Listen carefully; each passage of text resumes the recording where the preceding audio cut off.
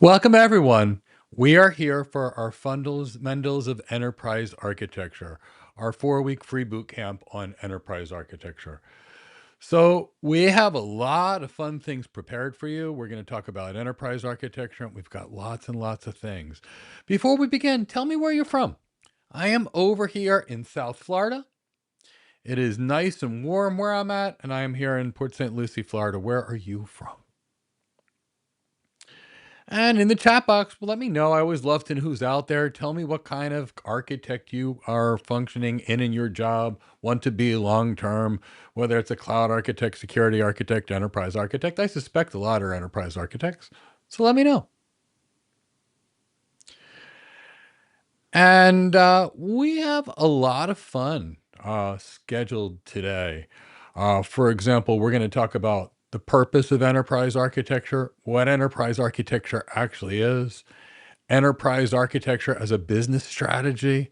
We're going to talk about the scope of our work as enterprise architects. We're going to talk about the domains of enterprise architecture today, and this is the first day. We're going to get into how we actually operate as enterprise architects. Everything we do from organizational strategy to mapping strategy to capabilities. We'll talk about enterprise architecture roadmaps today. We'll talk about the kind of enterprise architecture artifacts we create. And then we'll get involved in some of the misconceptions about enterprise architecture. And we'll have a lot of fun with it. And at the end of that, guess what? We're going to do an architecture lab. And we're going to look at an organization and we're going to start looking at the capabilities that organization needs and what we would do as enterprise architects. So it's going to be a lot of fun. So that's what we're going to be doing today. I absolutely love that I've seen now everyone's here, whether they're in South Carolina or Argentina or Florida or England or South Africa and many more. I love it. So welcome, everyone. Before we begin our actual architecture discussion, I wanted to let everybody know that tomorrow we're going to have a webinar on how to become an enterprise architect. And in that, we're going to have lots of fun. And, how do I recommend becoming an enterprise architect and the 5 steps that you should take to become an enterprise architect and the exact skills you'll need to get hired and how to get the world to see you as an architect. That's tomorrow, and it's free, and it's going to be live on Zoom. And you can ask me any question about any kind of architecture career there. I've been an architect for about 25 years, and I really want to do what I can to help you. So hope you sign up and come tomorrow. Now, as it turned out, me and my good friend Jasser, who's a great enterprise architect, we're actually going to build a book to go along with this course. And we're going to release it at the end of this course 4 weeks from now. So if you want to sign up for the study guide, we will email it to you at the end of this. So you can go through live, you can focus live, and then you'll have that to go over the course again and go back through your notes and help develop you as an enterprise architect. So please register for that as well. My team is going to pop the link for the registration for tomorrow's webinar in the chat box, and well as for the free enterprise architecture ebook will also be in the chat box. So that's the schedule for today. And I promise when we wait to the end, because we're going to have fun with this enterprise architecture lab. We'll start high up like we do as enterprise architects. And as we work through the program, we'll actually bring it down from the top to the bottom of a full architecture picture. So strap in, have some fun. If you like our content, please hit the like button. If you're enjoying it and gaining value out of it, please hit the subscribe button as well and tell friends to join, because we want to do as much as we can with this free training. Chris, why don't we get started with the free training? And what happened is my wife went away for about a month and I was totally lost in my house. It was just me and my cat without my wife. So I pre-recorded some of this because I know my schedule gets crazy. So some of this will be live like right now. And in the end, when we do the workshop, and some of it was me just filming it when my wife was away. Chris, roll the first part of this presentation. What is enterprise architecture? Hi, I'm Mike Gibbs. I'm the CEO of GoCloud Careers, and I want to start with a very simple question. Why do big technology programs fail even when the technology is great? And that's because most failures are not caused by bad technology. They're caused by a disconnect between what the business is trying to achieve and what the teams are actually building and deploying in the IT department. And if you've been around an enterprise and enterprise technology long enough, I'm sure you've seen this before. Here are the three common themes that show up again and again. Projects get delivered, but the business outcomes are not met. So the team ships something on time and maybe even on budget. But the business looks at it and says, well, okay, but did this actually help the business? Did we move the needle? Did we reduce cost? Did we improve customer experience? Did we increase revenue? Did we reduce risk? And the honest answer in most of these cases is not really, because the technology teams did what they wanted in a vacuum away from what the business actually needed. Now, what's also going on is technology teams are moving fast. They're all working hard, but all in their own direction. There's no coherent direction in many cases. So you'll see some teams that are doing very well at what they do. They're shipping code, for example. They're busy, but the enterprise isn't getting any benefits because it's speed on the tech without alignment to the business needs. And then what's worse in many enterprises, every new initiative spins up a slightly different technology stack. And this means we may have 50 applications doing almost the same thing without any kind of sharing of information between them. And that becomes a bigger challenge long term. It's a security challenge, it's a cost challenge, it's a scalability challenge, it's a complexity challenge. And the reality is these problems don't turn into symptoms for a pit. And they're not going to happen on day one. It's going to happen a while from now. So that's why we exist. We are the bridge between strategy, which is the business strategy, and execution on the technology side. And we're there to prevent that kind of chaos. So if you think about it, enterprise architecture exists to fix the disconnect between strategy and execution. Now, enterprise architecture works by not creating more paperwork, not by slowing down teams, but by creating clarity, creating direction, having some decision making that's got some discipline in it so teams can move fast together. And that's the key, fast together, not independently going in their own direction. So in the context of that, let's make enterprise architecture really simple. Here's the working definition of enterprise architecture I want you to remember, and I'll repeat it a few times, so make sure you get it. Enterprise architecture is the discipline of aligning business strategy with execution in the enterprise. I'm going to say it again. Enterprise architecture is the discipline of aligning business strategy with execution across the enterprise. Now let's break that down into a few parts, because each part of what we're doing truly matters. The first part of what we're really looking at is business strategy. Where is the company trying to go? And when we say business strategy, we are talking about where is the company trying to go as a whole company. What markets is the company pursuing? What customer outcomes matter the most? What capabilities must we build into this business? What risks do we reduce? What operating model are going to be using moving forward? That's where enterprise architecture starts. Not with technology choices, not with vendor pool tools or anything like that. Because if you don't have strategic clarity first, then architecture becomes an opinion, and an opinion won't scale and it won't do anything for the business. So if strategy is first, the second key component here is execution. And that's the reality of making the strategy real, getting it done. And this is where people often misunderstand enterprise architecture, because execution for us enterprise architects is not the tech. Execution is everything that can deliver results from the business. So that includes the organization's people, the jobs that people have, the skills that people have inside of the organization, the processes, how the business works, how business decisions get met, the technology, the applications, the platform, and the underlying infrastructure. Could be data centers, could be clouds, networking, what have you. And then we have to look at the data, and that is how is information defined, governed, shared, categorized, what have you. And then we start looking at security and risk controls. And here is how we keep the enterprise safe while it's still moving. So if you look at enterprise architecture, it's not as theoretical, it's not as ivory tower as people think.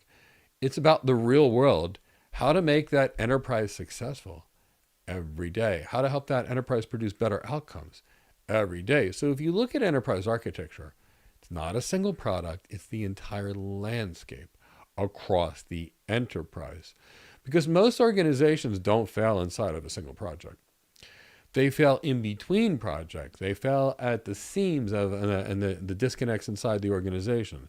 Failures occur between teams. Failures occur between systems. Failures occur between data domains. Failures occur between business units, between old and new. So enterprise architecture focuses across the entire landscape. So the organization doesn't have 50 versions of the same capacity. 50 different applications doing the same thing, for example, because you see it all the time. And in enterprise architecture, we're asking questions like, are we building this capacity once? Or are we building it 10 times? Is our data consistent across the business? Are we standardizing in places where it's helping us? Are we allowing flexibility where it matters? And as our technology choices reinforce our operating model, are they doing so? Or are they fighting the operating model we're using for that organization?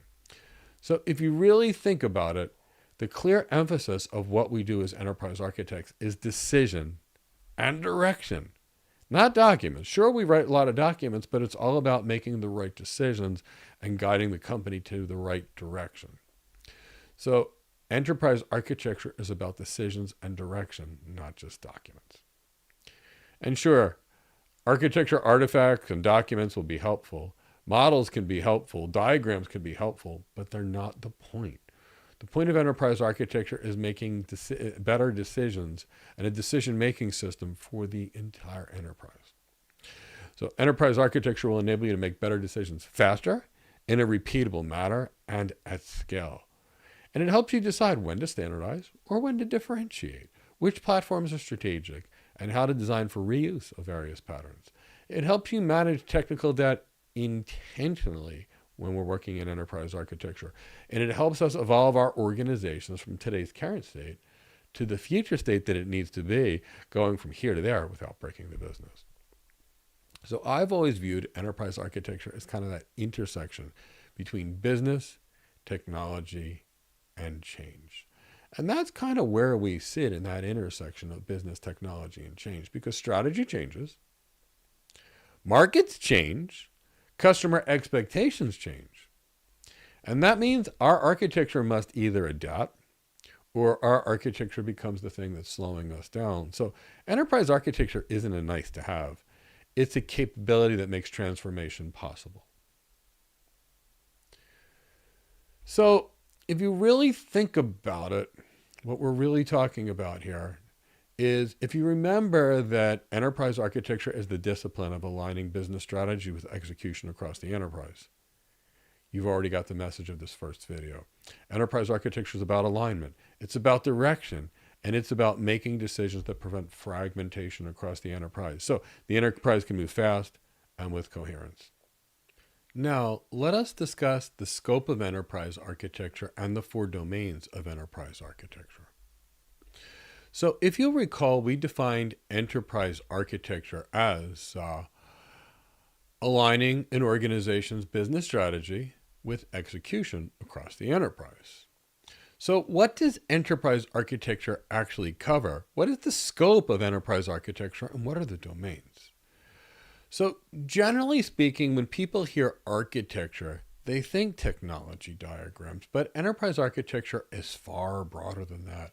And to be fair, as an enterprise architect with about a quarter century of experience, we don't draw that many technology diagrams, but we do a lot of other things, and we'll talk about that throughout this course.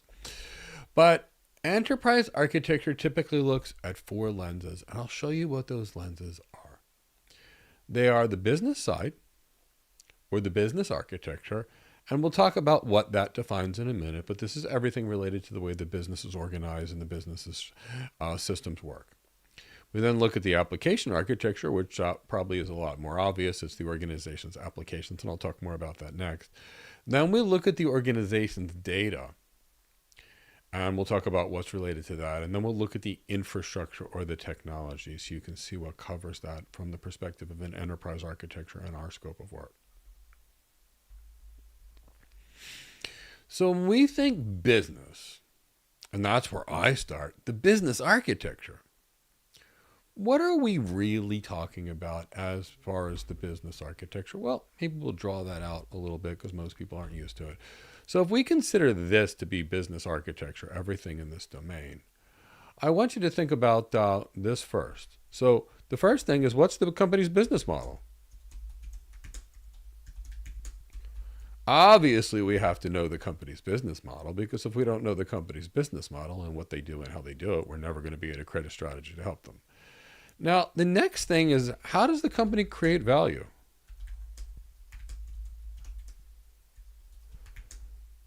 Now, what I mean by this is, how do we go from whatever it is we start with to the final product? So if we were going to be creating car doors, we might start with raw metal, and then there's a process to make a car door, and then there's a process to sell the car door, there's a process to ship the car door. So, how do they create value? They're often called value streams. We'll talk more about that. What does the company do to make money? And then we have to typically look at, when we structure an enterprise from a business perspective, we need to think about what capabilities does the company need to succeed.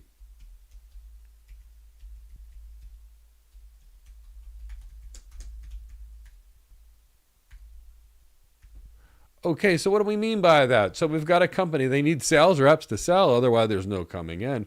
If it's a software company, they probably need developers, for example, and they need to be good at development as well as other things. So that's what we're typically talking about when we first think about business and business architecture. So the business capabilities, the things that the business needs to be able to do. For example, we've got a customer. How do we onboard that new customer? We've got, if it's an insurance company that has to process a claim, how would they do it? How would they detect fraud, for example? How would the company fulfill orders? And like I mentioned, the value streams are about how we go from the trigger to actual outcome. So if we had lead and we turned the lead into cash, for example, or an issue to revolution, and then we look at the operating model and how that company is structured. Is it centralized everything? Is it federated? Do they have shared services, various types of components and product teams? How does that company work? So the business scope of enterprise architecture is really clarifying what matters, what's critical to the business, and what we have to improve to give that business a competitive advantage. So if you want a quick test, if you can't explain the business's capabilities and value streams, I promise you the technology is going to fail.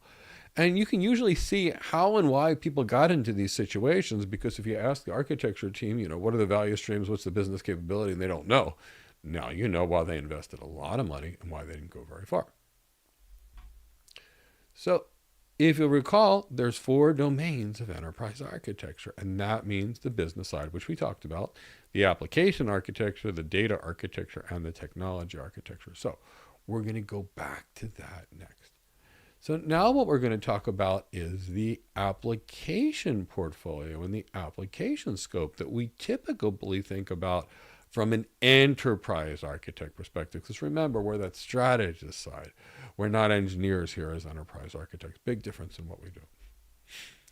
So if we start thinking about the organization's applications, we have to think about it in a lot of different ways. So for example, one of the things we might need to think about first is, what are the company's major symptoms? Or systems, I mean. So this might be one of the first places we need to figure out. What are the company's major systems? And then we need to figure out, what do these systems and applications they have do? What do they do? Because what you'll find is a company might have some critical application, people don't know what it is, and it gets displugged, and all of a sudden things break. So we need to know what we're doing. And if we look at our applications and we look at the systems and the applications of what they do, now we also have to think about what capabilities do these applications support.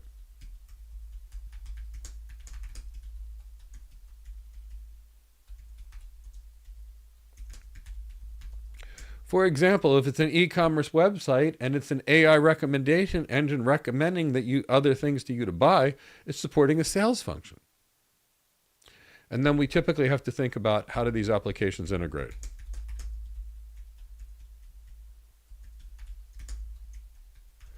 At least from an enterprise architecture perspective. Remember, we're not engineers. Because here's what happens in enterprises. Team A buys a tool for its capability. Team B custom makes something that's almost identical. Team C extends an old platform that's doing the same thing. And now we have 3 ways to do the same thing, each with different data, which means we can't really make any major benefits from the data, each with different security patterns, concerns, and integration. And it becomes a mess. So enterprise architecture is not there to control teams. Enterprise architecture is there to make sure we can ask the right questions. Do we already have this capability somewhere else? If so, how do we maximize it instead of trying to figure out in another place? Can we reuse a platform or service that we have, or do we need to build something new? If we build something new, where's it going to fit? So that way we don't have a whole lot of one-offs that add a lot of complexity. So the goal is not fewer applications just for the sake of it. The goal is a portfolio that's going to make change easier, the company more secure, the architecture is easier to make them more nimble. So that's really what we're going to talk about with that. Now, remember when we went back and we started into the domains of enterprise architecture or the scope, we talked about the business architecture. We talked about the application architecture. Now let's discuss briefly, what do we think about in terms of the data architecture? And then of course, we'll talk about the technology architecture. So what are we really looking at with data? So this is where things often break. Especially as we move into AI, having access to good data, quality data that we can trust will be essential for everything that we do, because data becomes a source of truth in our AI systems, as well as every other business decision we might make. So this really matters. So enterprise architecture is going to look at several components of the data architecture. Now, we will get involved in others, but to summarize and make it fairly quick, what's the first thing we need to look at? And that's going to be the key data domains. Now, what do we mean by that? So, whose data is it? Is it customer data, for example? Is it product data? Is it employee data? Is it financial data? So that's the first thing, is whose data is it? What kind of data are we talking about? Then, if we realize this is customer data, this is one domain, for example, and then we realize we've got product data and employee data, now we need to figure out who owns that data.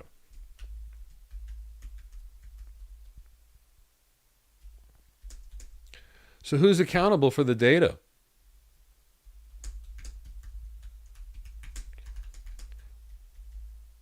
And the accuracy of the data.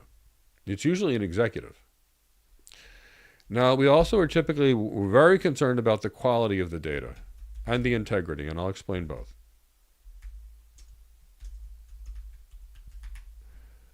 So, can we trust this data? Because it's accurate and quality data. Or did a hacker change it, and that's where the integrity would be breached. So we're concerned, can we trust the data?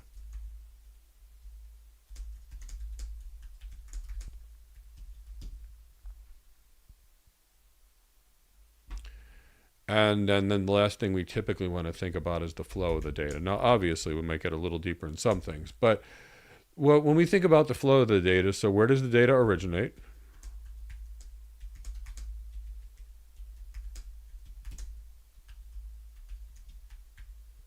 How does the data move? And I'm doing these live in real time for the spelling errors, which I'm trying to fix as we go through. And is the data duplicated? Or where is the data duplicated most likely?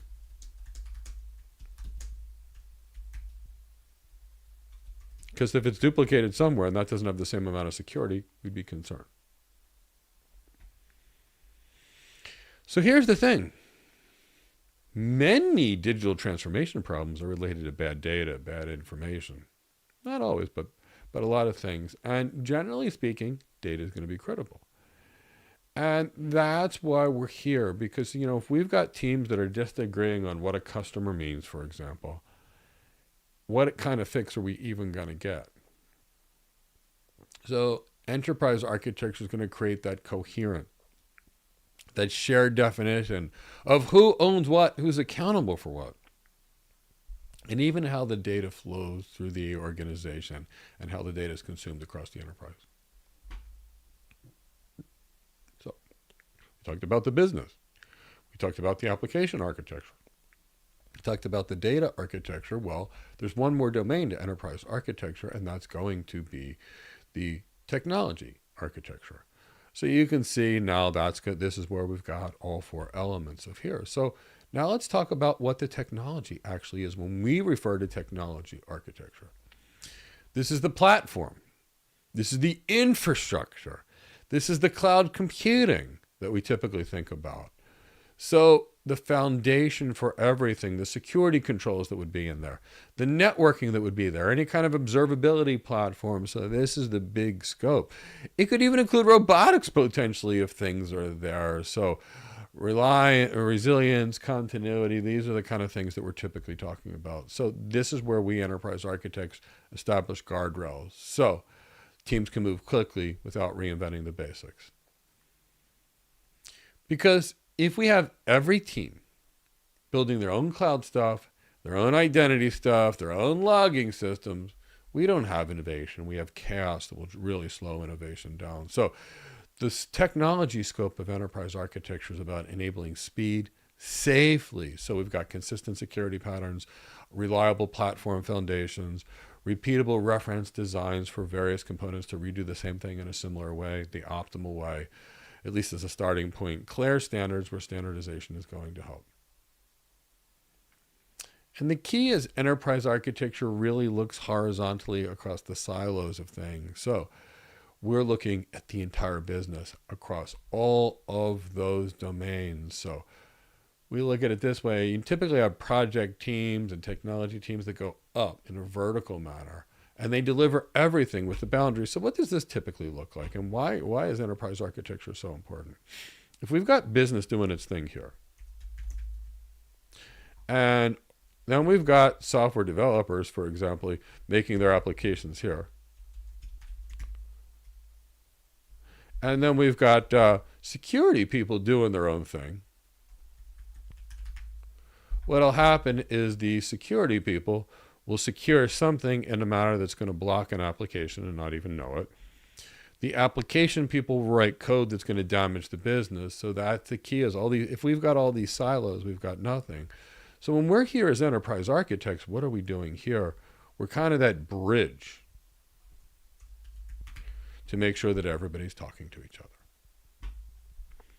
So that's what we're doing. So we should be asking, are we creating reusable patterns that are going to make us easier to do things in the future? Are our patterns consistent across the enterprise? Are we creating coherent enterprise or a collection of disconnected projects? That's where things get troublesome. And the goal here is coherent, consistent patterns instead of one-off solution. That's the scope of enterprise architecture. That's why we do what we do as enterprise architecture. Welcome back, everyone. So if you have questions, I'd like you to bring them to me. To recap, we talked about the purpose of enterprise architecture and what is enterprise architecture. We talked about enterprise architecture and business strategy. We talked about the scope of enterprise architecture and what that includes. And then we talked about the domains of enterprise architecture, which are business architecture, application architecture, data architecture, and technology architecture. So when we come back, we're going to talk about how enterprise architects actually operate, and we're going to talk a little bit about understanding organizational strategy and mapping strategy to business capabilities and, planning from where we're at to where we're going to go. We'll talk a little bit about enterprise architecture roadmaps and some governance and other things as well. So we should have some fun with that. So if you've got any questions, please give it to me. If you're enjoying the content, please give it a like. Please subscribe to our channel and hit the bell to be notified of new videos to assist you in your architecture career. Hi, Paul in Uganda. That's fantastic. Welcome.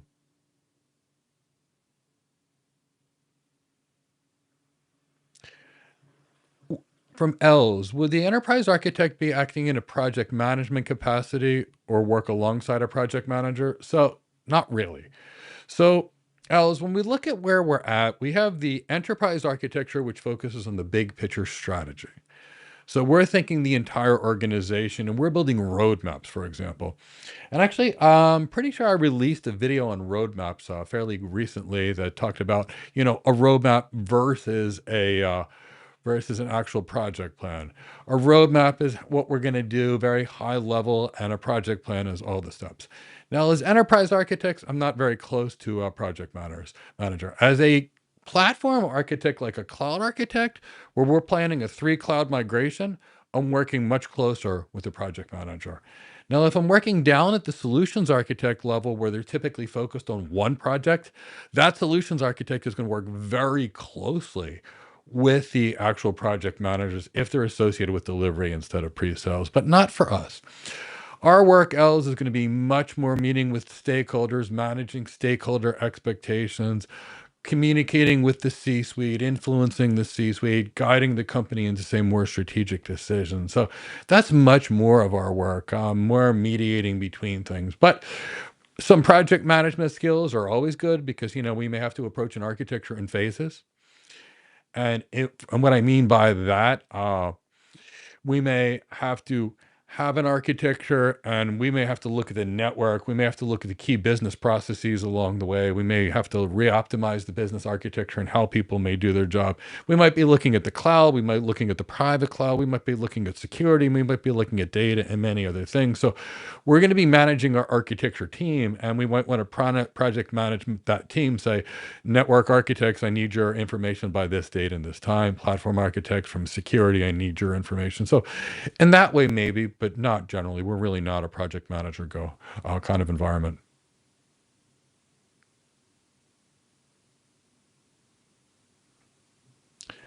Are the 4 pillars aligned to frameworks such as TOGAF? Well, not really. This is the 4 pillars of any enterprise architecture: the business structure and how the business operates, the applications the organization has, how those applications support the business, and we'll talk more about that. How data flows through the business, who owns data, that flows through that. And of course, the technology infrastructure, which is your private clouds, your public clouds, your AI, your robotics, and any other technology you use to support the business. So TOGAF does list those 4 elements of enterprise architecture in the framework, but then again, so does every other enterprise architect. So we're going to talk more about enterprise architecture frameworks, but really they're more of a structured way of doing something. And what I mean by a structured way of doing something is using the same number of steps each time, using the common vocabulary so you don't have confusion, errors, and those types of things.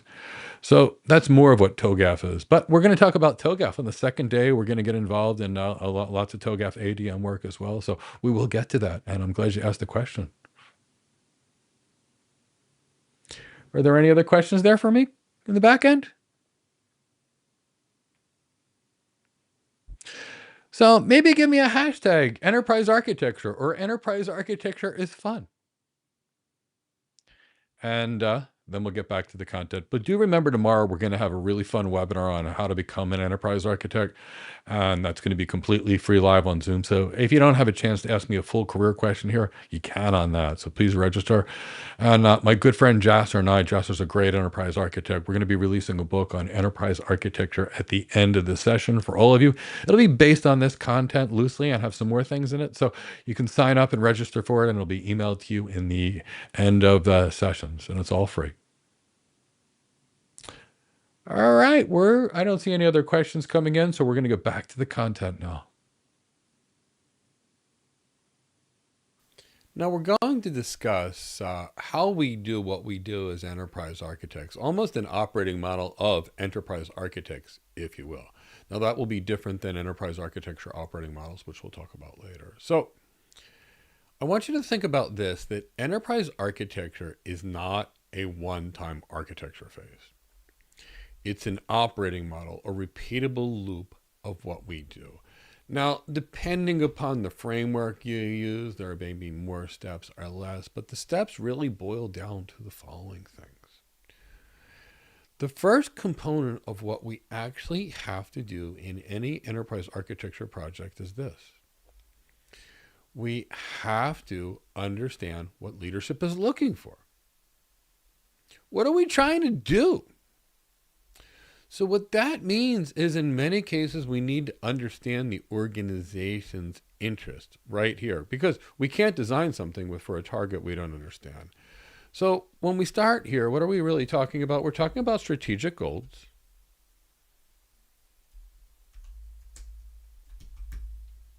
We're looking for something called objectives and what were our objectives and how do we succeed. So we're going to be looking for metrics of success. You often hear them called OKRs. We're going to be looking at market pressures and market forces. For example, if interest rates are high, it'll make it harder for a home builder to sell houses. So what might we do to help that home builder sell houses? We're looking here at the top at the competitive realities of the organizations. What is their true state in the business and their market positioning? We're going to be looking at regulatory drivers.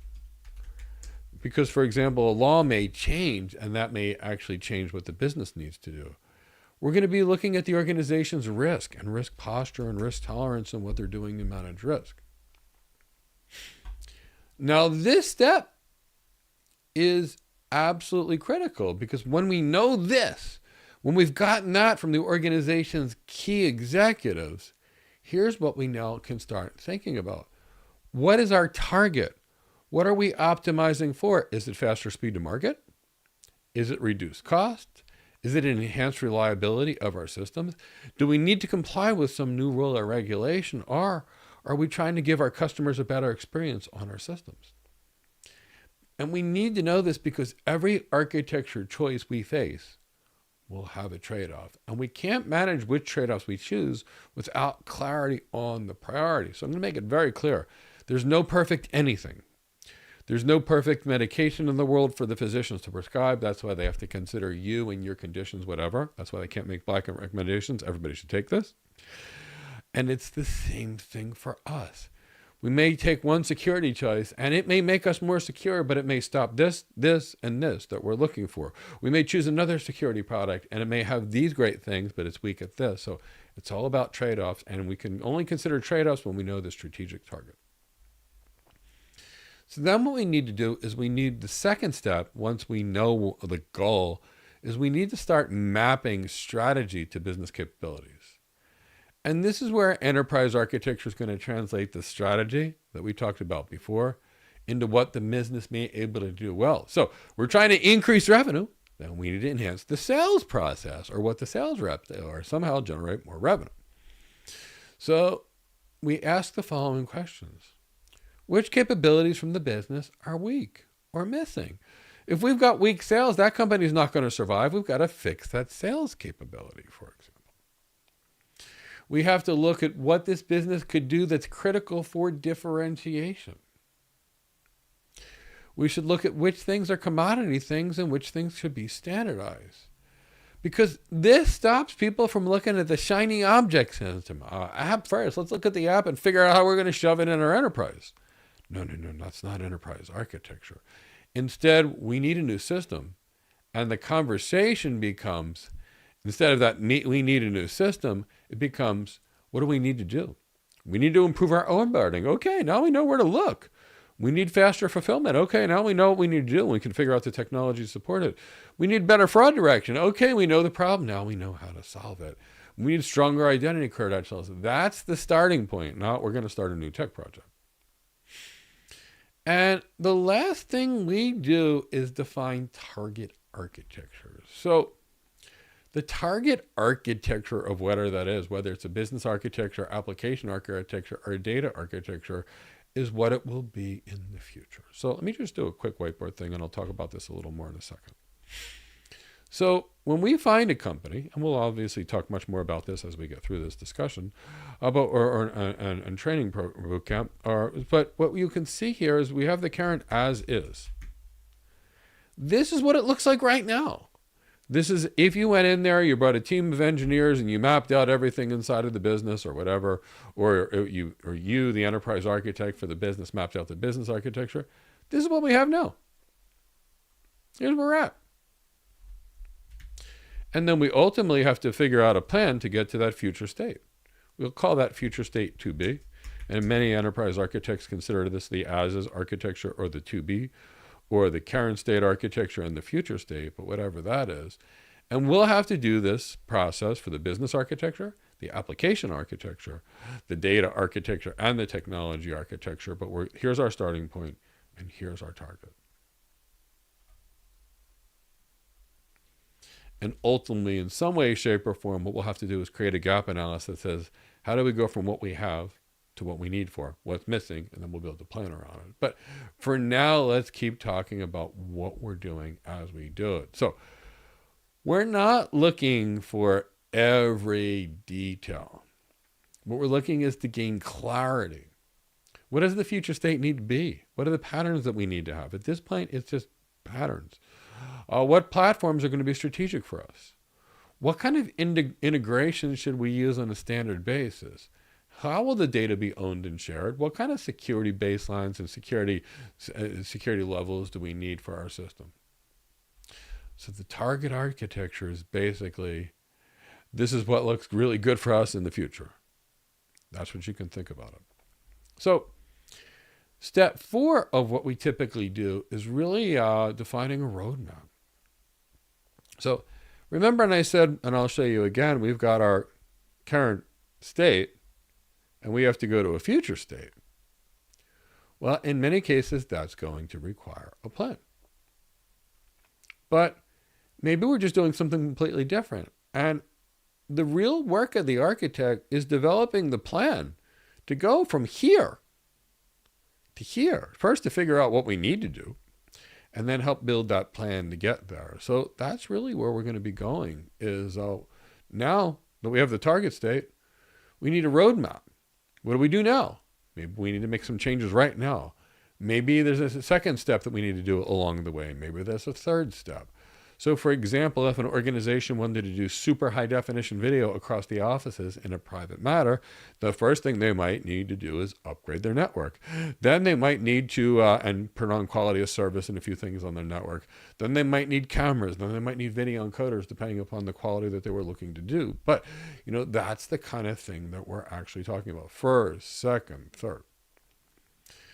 And those kind of transition states are going to be very important, because in many cases, we can't just go from one to the other. They call that a big bang change, generally speaking. We have to take steps or incremental changes along the way.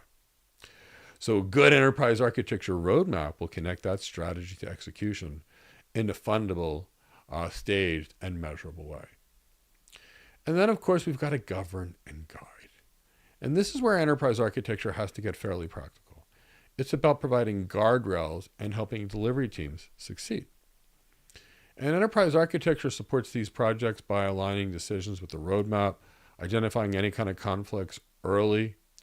We typically tend to recommend fairly reusable patterns, and we typically update the architecture as reality changes. New things change. Architecture needs to change, because the architecture needs to support the business in a constantly dynamic, ever-changing world. So enterprise architecture is a living function. So let's briefly discuss enterprise architecture artifacts that's going to support the workflow and what we do as enterprise architects. So I'll give you some common artifacts, and obviously there's more that we will create. But I want you to see, when I go through this, how these artifacts that we create as enterprise architectures actually support decision-making and execution. So for example, if we look at a business capability map, so let's say we're mapping out the business architecture, which we will be doing. So if we look at the business architecture,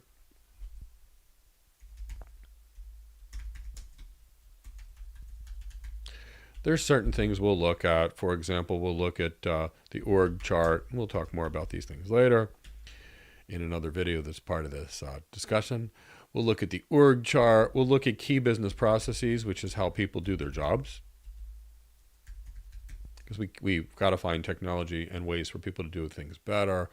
We might look at value streams, which we talked about a little earlier. And we're almost always building a capability map.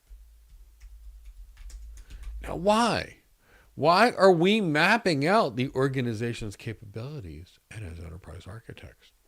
Well, if we know what capability we're trying to help, If we're trying to enhance sales, for example, we know where our architecture and our money needs to go. So what we're ultimately doing is getting that business based upon whatever the business needs to do better. So we're starting at the I need to run across the ocean, and then we're building a training plan for figuring out how that would be possible, even though I don't think it's possible. But you get the point.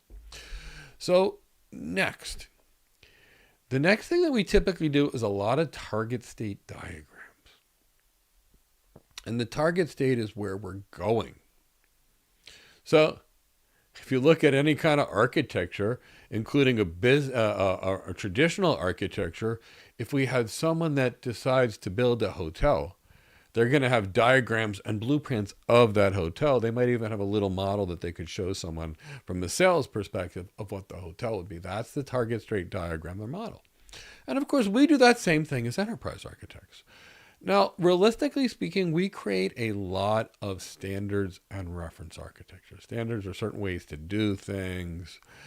And reference architectures are, for example, what should your demilitarized zone look like for, say, a web application? What would your demilitarized zone for extranet capabilities look like? What would your IAM strategy look like? What's your zero trust posture across? So standards and repeatable patterns that you'll use again and again and again.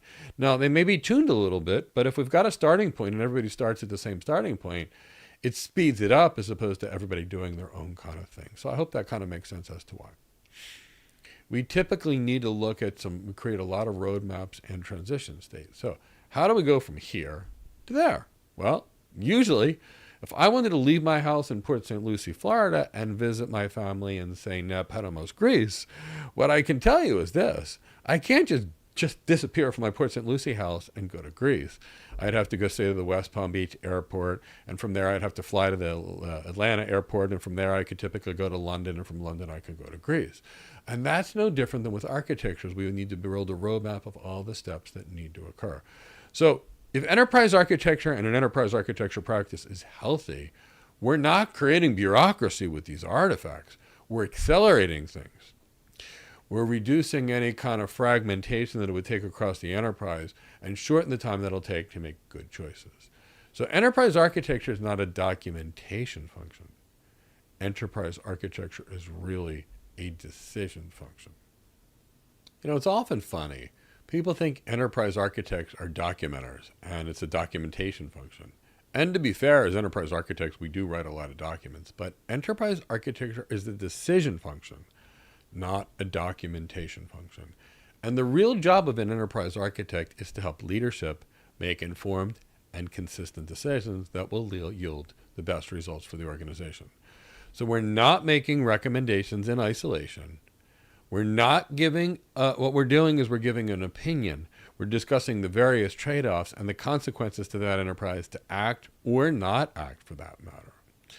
Because without enterprise architecture, and you can see this in organizations that don't have a great enterprise architecture practice and an architecture practice, every project makes a locally rational choice. So the security person may pick what they think is the best firewall, but not realize that that firewall may have an impact on other components of the business. Or they may pick their favorite IAM product, but not realize how that may affect other parts of the business. So what we need is decisions based upon capabilities. And that's why we have enterprise architecture, because we need a landscape that's agile, not one where the teams decided to build what they built without understanding the greater trade-offs for the organization.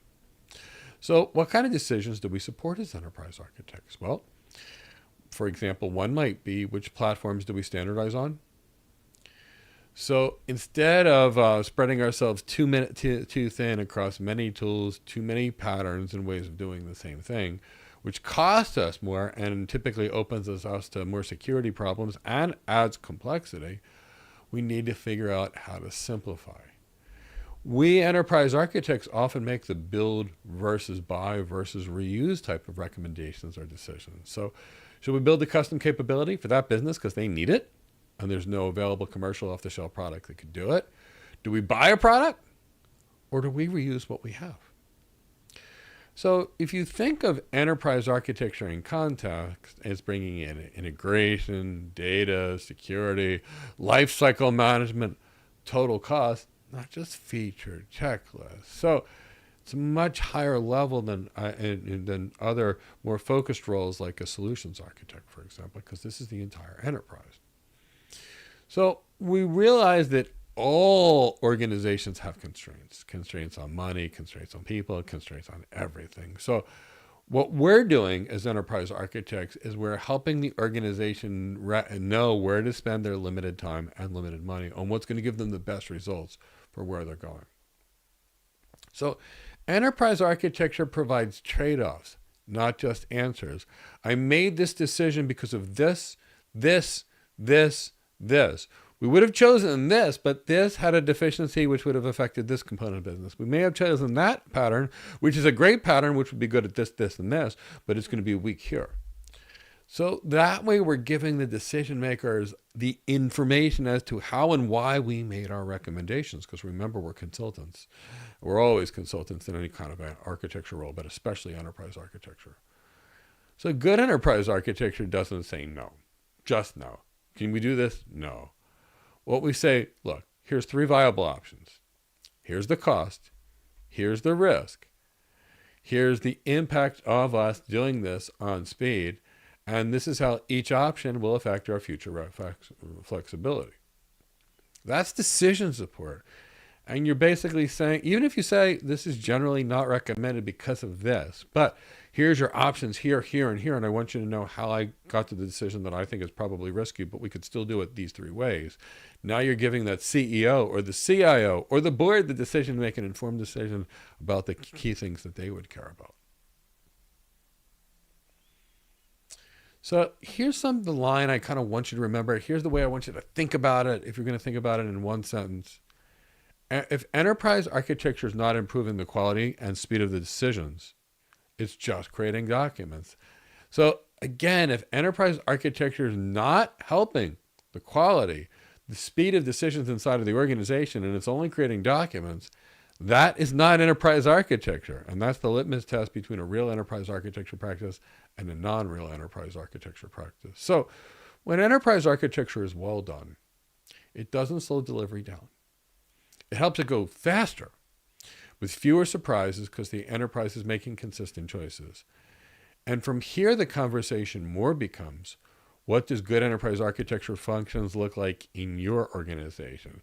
And that means skills, roles, governance, and how it even partners with product and delivery.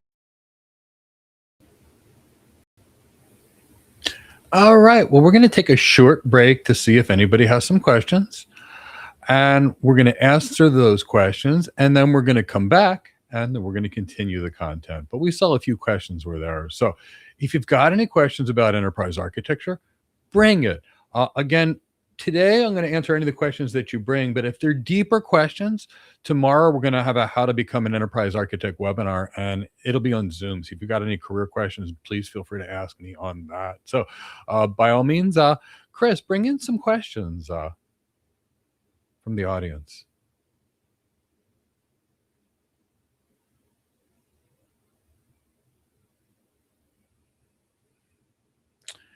So the first question is, I struggle to convince sales to follow architecture principles.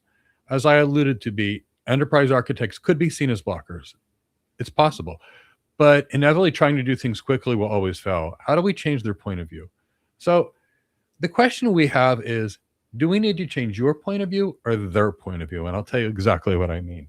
So the biggest problem most architects have, especially new enterprise architects, is it depends where we come from. So 50% of the enterprise architects come from a technology background, and the other 50% of the enterprise architects come from a business background. I come from an internal medicine background.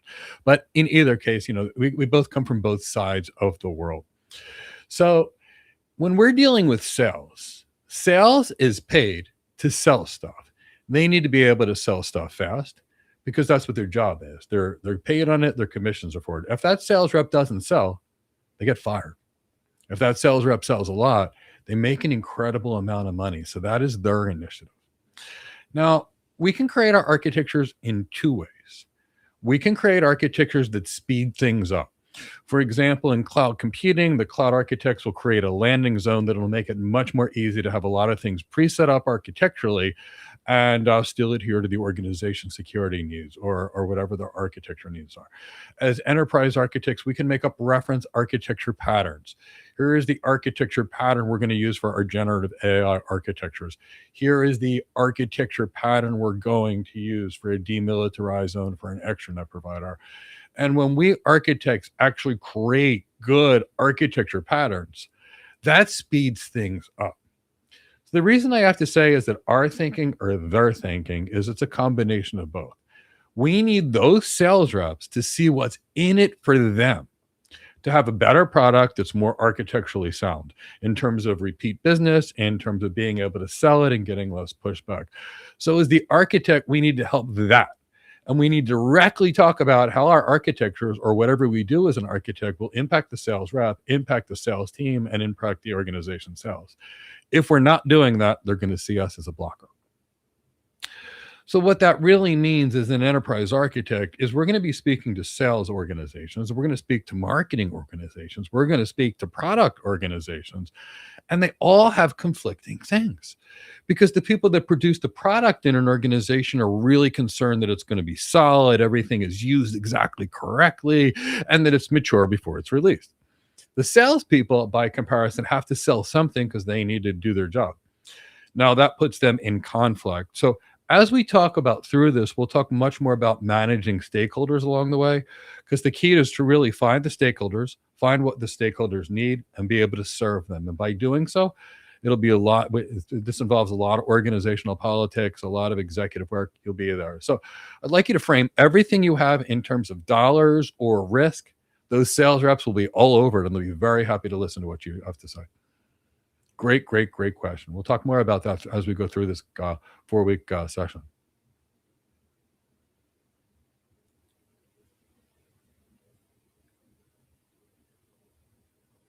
You're getting confused about the border between IT strategy and poor business strategy that an enterprise architect needs to know, and to what extent. And can I clarify with examples? Absolutely. So where this is coming from most likely is there are really 3 kinds of architects. And each one of us as an architect has 3 very distinct functions. So if we look at enterprise architecture, what are we really dealing with? We're dealing with the 3 main elements of the business: who we hire, the kind of people we hire, how people do their jobs, the way the organization does things, and of course, the technology.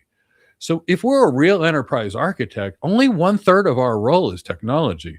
The rest of this is how the organization operates. So an enterprise architect is going to be a senior business executive. Now, there are various levels of enterprise architects, for example, and of other architects in your architectural realm. And what I mean by that is, if we look at the architecture continuum, at the entry-level role, we typically have our solutions architects, and then we typically have our platform architects, like a cloud architect, a security architect, or an AI architect. You don't necessarily have to follow this order. But here you're focusing on one workload. Like here you're focusing on all the organization's clouds as a cloud architect, or a security architect is focused on the security strategy to protect the organization's assets as people. We move up one level, we get into the first level of enterprise architect. And as we move up, we get into chief architect roles, which are also architect roles. But when we get to this level, we're talking about extraordinarily high-paying director and VP level roles. And the enterprise architects at this level are pure executives, almost no technology knowledge. The executives at the enterprise architect level are 85 to 90% business executives and 10 to 15% technology professionals. So enterprise architecture is all about the business. Where is the business trying to go? What is the business's challenges? For example, did the interest rates go up? Did a regulation change? Do we have a new entrance of competitors? Is there a disruptive technology that enabled a competitor to be stronger for us? That's not most of our work, is at that level, looking at that business, looking where it's trying to be, working across every element of that business to figure out what they need, and then creating an architecture team. Now, that architecture team will have specialists so they can dive deeper into much more of the IT strategy. We're there for the enterprise strategy. How do we architect the enterprise? And that means playing with the levers of people, making sure we have the right people, they have the right skills, processes, how people do their jobs, find a most efficient way to do it, and then all the technologies that support that business, which could be including robotics, it can include AI, it can include your cloud providers, your networking, your security, your data center. So enterprise architecture is highly strategic.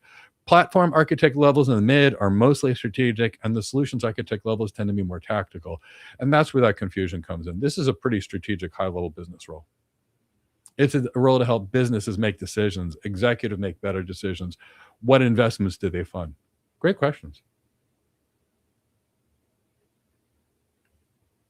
Bring in the next question. How are enterprise architecture principles applied to small, medium businesses and startups? Generally speaking, they're not. You don't hire an enterprise architect and pay them, a couple $100,000 a year to look at a small business that has 5 people in it. But how could small businesses really benefit from great enterprise architecture practices? So if you look out there right now, you're going to see about 1,000,001 new AI startups. Now, most of these startups have a solution to a problem that doesn't exist. And that what happened is we had a bunch of smart people. They were probably great engineers, great software developers that didn't really understand the business challenges that exist. And they went out there and started up a business, created some kind of application that the business world doesn't need. Now, these may have been the smartest people in the world. I mean, incredibly smart people that designed this. But why did they design what they did? In many of these cases, these applications and businesses are designed that way because the people that are designing them don't know what the actual end client needs. So if we really look at how would you start a business, or what does an enterprise architect actually do, the first thing we try to do in enterprise architecture is determine where we're going. Then we determine how our business should operate. Now, how it should operate includes what kind of people, how people actually do their job, and they figure out their entire business. Then, after they figure out their business, and only after they figure out their business, and they figure out whatever capabilities their business needs, then they start looking at the data, application, technology, architectures they need. And at that point, those technology strategies, those architectures are going to support the business needs, and the company's going to get great results.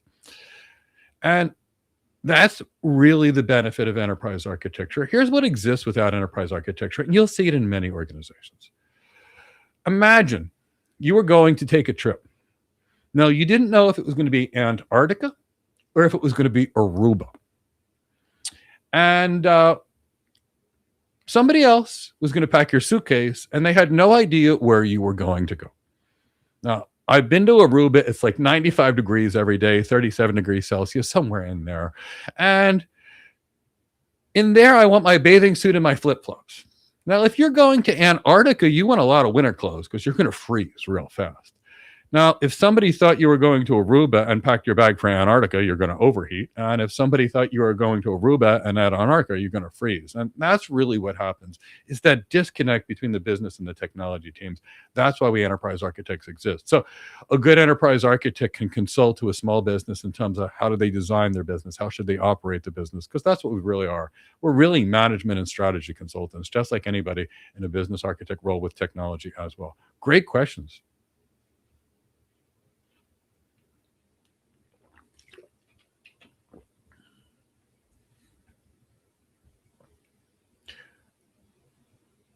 Why is the chief executive officer not at the top of the chain diagram? They are. So if you actually looked in the diagram that I actually created, if you look very carefully, what they do is they go architect, architect, architect, architect, C-suite position. And normally what I would show if I was going to show this to other people is we'd have the CIO over here. We'd have the CFO over here. We'd have a COO over here.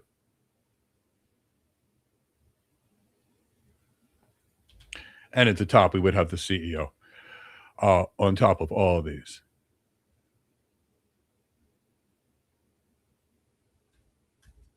And what you could also see in some organizations is they might actually move a CISO at the same level as the CIO. But this is typical. But I was really trying to show the scope of the architectural realm, where they have the beginner architects as the solutions architects, then the platform architects, then the enterprise architects, then the chief architects, then the C-suite, and then the extreme C-suite. But good point. I probably should have showed that.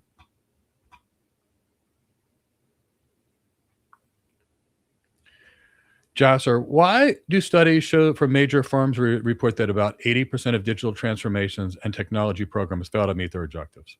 Well, great question, Jasser. So here's the thing. Did you know that it was surveyed? They surveyed businesses right now, and all businesses are spending a fortune on AI. And they asked the businesses, they said, how many of you are making the attempt, a strong strategic attempt, to really look at your critical business needs and business capabilities and map that to your AI architectures? And you know what came in? The number actually it was 14%. So with 14% of the people mapping their technology, their needs, I expect maybe 13% of them to be successful, because that's what it takes to be successful. Now, of the other 80%, maybe I expect 5 to 10% of them to be accidentally lucky and get it right. So that's about 80%. What happens if your architects focus on tech and not transformation? They design technology systems that provide no business value. And the key is, we need every level of architect. We need every level of engineer. We need those enterprise architects like me that are focused on business strategy, and you, Jasser, to make the business more effective. We need those platform architects that are going to be so focused on cloud or security or AI to make sure those organizational needs are there. And we even need those solutions architects to focus on that end product at a higher level of detail. Now, there are organizations, they try to have an enterprise architect do a platform architect work. That's usually a problem. So, because you can't do two jobs at the same time. So that's generally what we're actually referring to.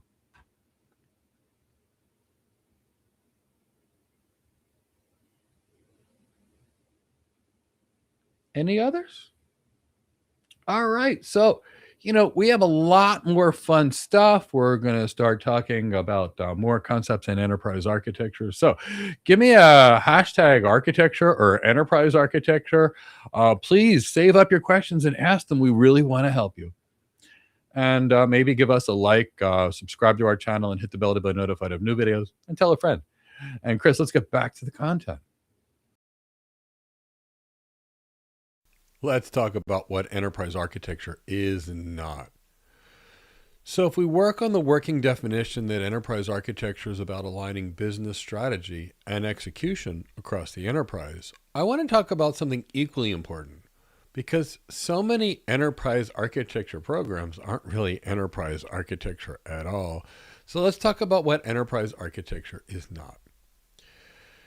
Because there's just far too much ambiguity in the world of architecture or enterprise architecture. And if you want enterprise architecture to be taken seriously inside of your organization, people need to know what to expect and what not to expect. So that's why we have to define what enterprise architecture is not. And if we walk into a company and they say, we have enterprise architects, but nobody really knows what they do, that's a problem. Sometimes it's even worse, and I just hear enterprise architects just slow things down. That is not enterprise architecture at all. Now, I want to be fair here. Most architects that I know are smart, committed, and trying to help. But the problem is not usually the people.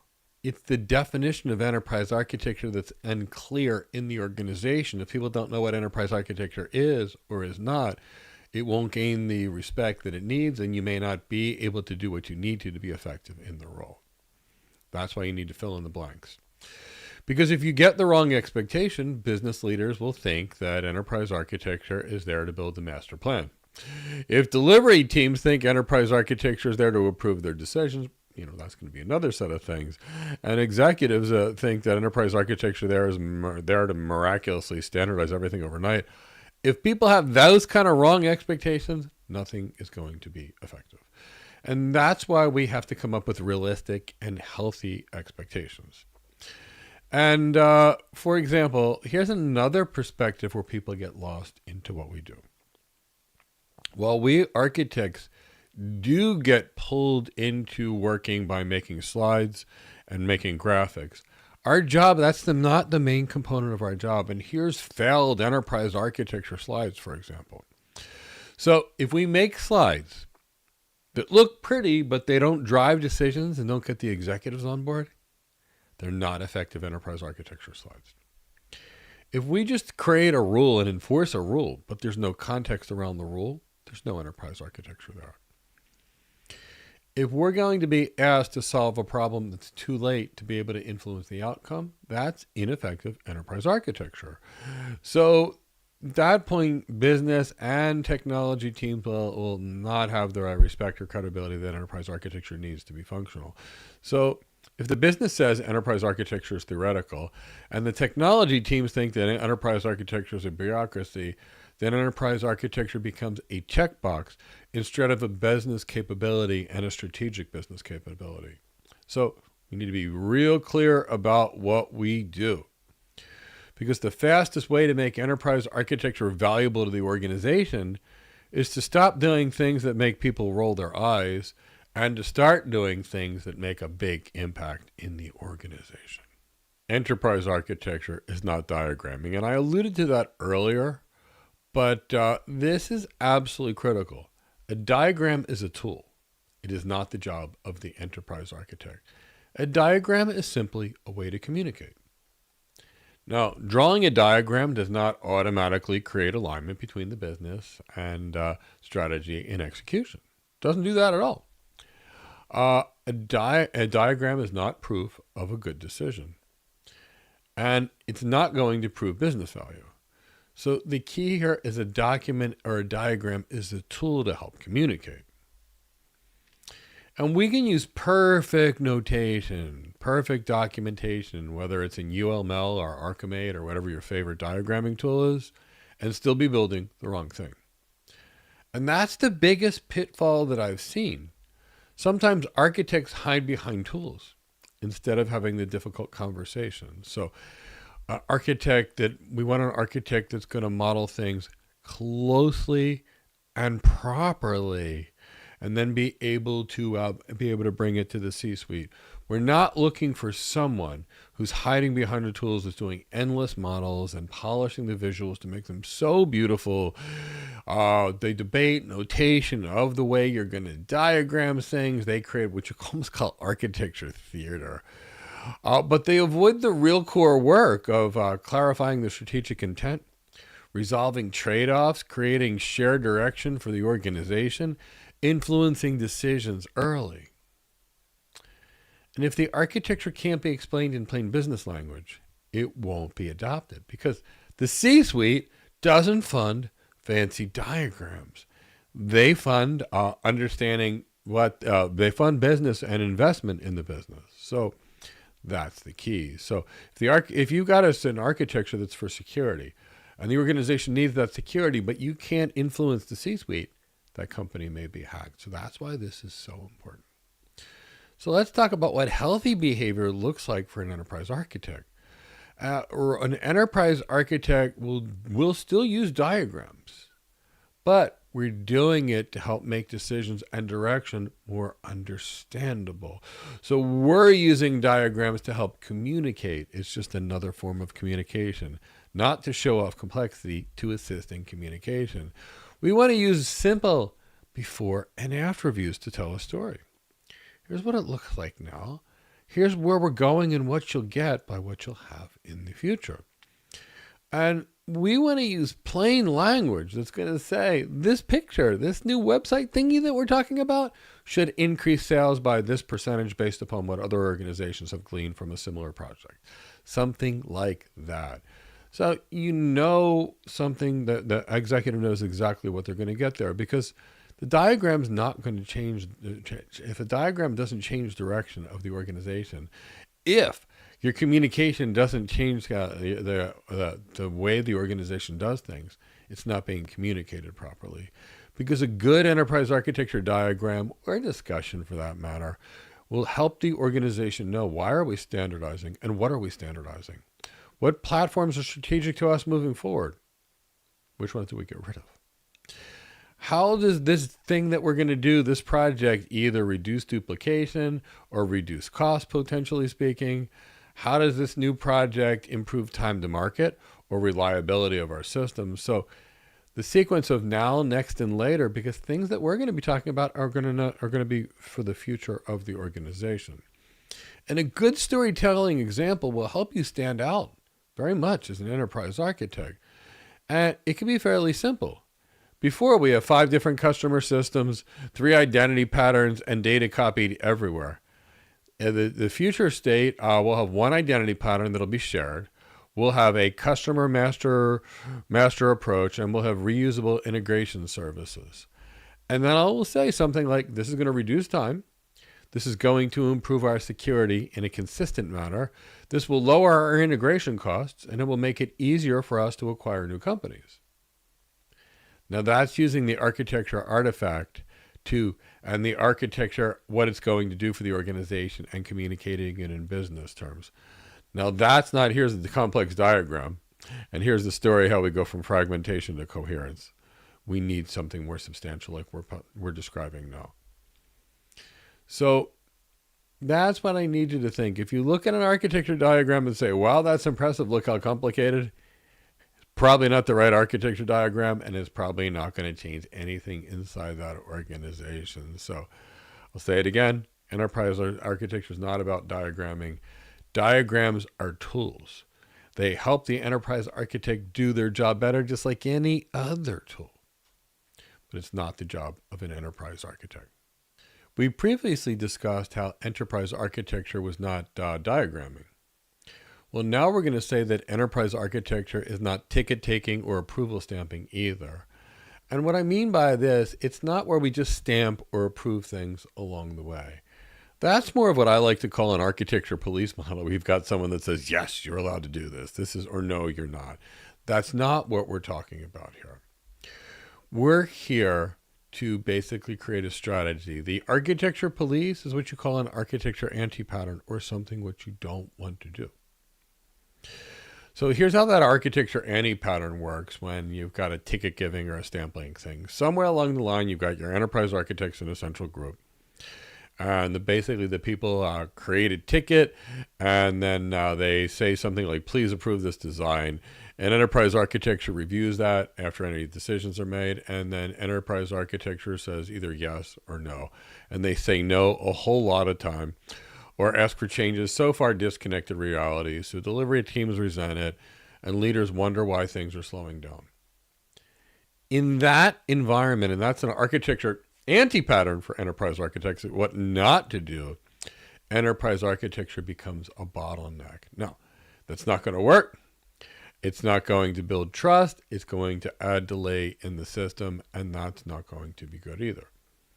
So because if enterprise architecture is reacting to tickets, they're not functioning as strategic drivers. They're often not going to be able to focus on constraints. The trade-offs that the teams may have made already, they're typically going to be too far away from delivery realities. So guidance will become so generic to the point that it's almost useless. So that's why it'll create this kind of resentment from the delivery team. You didn't help us in any way, and you bogged us down. So this is not what we want. Now let's talk about a great, healthy enterprise architecture model. So in a real great enterprise architecture model, enterprise architects are partners, they're strategists, and we get involved early, and we're embedded into the entire process. And that's what good enterprise architecture looks like. So we're going to engage early, long before a project is ever locked in. And we're going to show up in strategy and planning cycles, discovery workshops, product and portfolio conversations, capabilities discussions, and even sequencing and roadmap decisions. In other words, we need to be in the room anytime the strategy or the direction is shaped, not when designs are there. And that's why we need to be part of that whole process that we initially talked about. Because the reality is this changes everything. If we're involved in every time direction is going to be shaped, well, then we're no longer the gatekeeper, we become the partner. Instead of saying no, just as a matter of fact, no, you can't do this, enterprise architecture teams can say yes in many cases faster, because we've created or already, or people are using our reusable patterns that we may have created or various reference architectures, or they're doing things inside of the guide rails that we've set forth. So they're complying with policy, and we can speed things up. If there's some integration standards based upon how we know to integrate in a standard way that we've secured, what have you. And that's why we can make sure all security systems meet a certain baseline, and we can be very clear with trade-offs and options. So if you really think about it, that's good enterprise architecture. So if we think about it, enterprise architecture should reduce rework, not create it. So if an organization's enterprise architecture functions are routinely discovering issues at the end of a product, that's because they're not doing enterprise architecture in the first place. The issue is that the enterprise architects are not engaged when they need to. So that's what we need to deal with. And at the same time, what should good architecture governance feel like? Good architecture governance feels like, we met early, we clarified intent, and we avoided surprises. We reused proven patterns, and we accelerated things that we're doing. We made one or two key decisions up front that saved us months or years later. That's good enterprise architecture. Now, bad enterprise architectures, we filled out a template. We waited for a committee. We got your feedback too late to use it. So that's what I really want you to think of. So enterprise architecture is not diagramming. Diagramming are tools, not the job. Enterprise architecture is not ticket taking or approval stamping. Enterprise architecture is not the architecture police. We define enterprise architecture in a way that makes sense, that we're connecting the organization strategy with execution along the way, because that's what we do as enterprise architects. We exist to help the enterprise make better decisions earlier in the process, so execution is coherent at scale, especially enterprise scale. Enterprise architecture is not engineering. So many people think that enterprise architecture is a network engineering job or a cloud engineering job plus a whole lot more meetings. Engineering and architecture, totally different worlds. So we've clarified a few what enterprise architecture is not myths. Now I want to hit a myth that's become so common in the last few years. And especially when cloud adoption accelerated, people got all kinds of confused over architecture roles, where we architects, whether it's a cloud architect, a security architect, enterprise architect, are doing actual architecture functions, vary at different levels. And we'll talk about those different levels at some point throughout this training.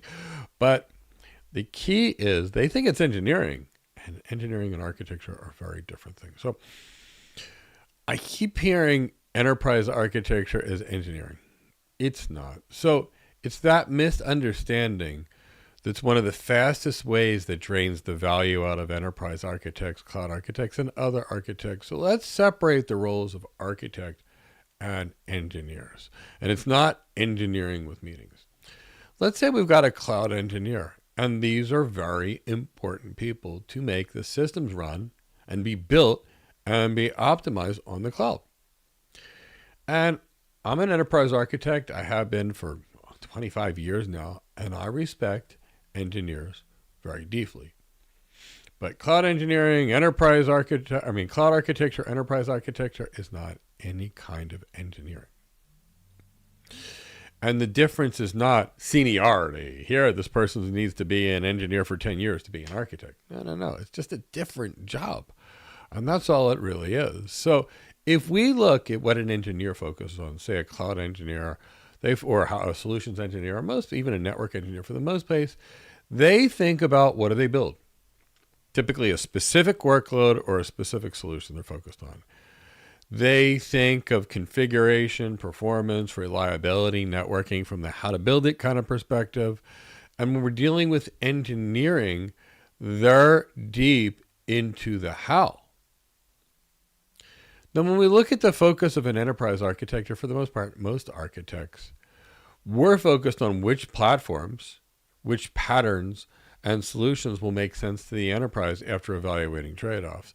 We're looking for enterprise-wide technology choices and the implications of it. So, if we do something in Japan, how will that affect someone in, say, New York City? So, the impact of any kind of technology on the entire system or changes to the system. Now, we're focused on consistency at scale. Can we reuse certain patterns so therefore we don't have to rework them each time and create a standard thing which might be more secure and cheaper as well? Is there a standard way to integrate that we can do so in a secure manner so we don't have a bunch of one-off things and challenges to try to manage later? Is there a standard that we can follow? Is there, how would we map to a various security posture like a zero trust framework? So we architects are focused on how our choices will work across clouds, across systems, across business units, across every component of the enterprise. So we're thinking how decisions should be shaped. How will this shape the cost of things? How will this reduce the organization's risk? How will our decisions that we make increase agility in that business over years?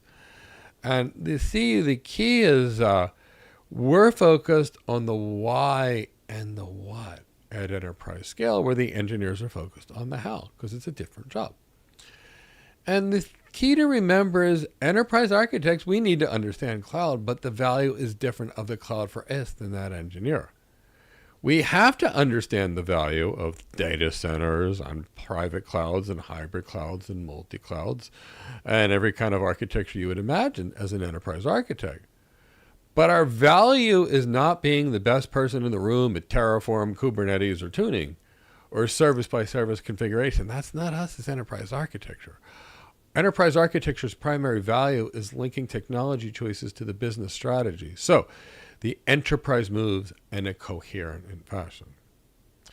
And that's why we will always have our engineers. I love cloud engineers, for example, network engineers, all kinds of engineers. They build on the playing field. But we architects choose what kind of playing field we need, what's the right playing field, and even which one we should use. So it's not a poetic line. It's a totally different job and a different function. So I kind of hope that makes sense. Because the biggest enterprise mistakes aren't made in CPU sizing, for example. They're made on the technology patterns and technology that's not aligning with the business's needs.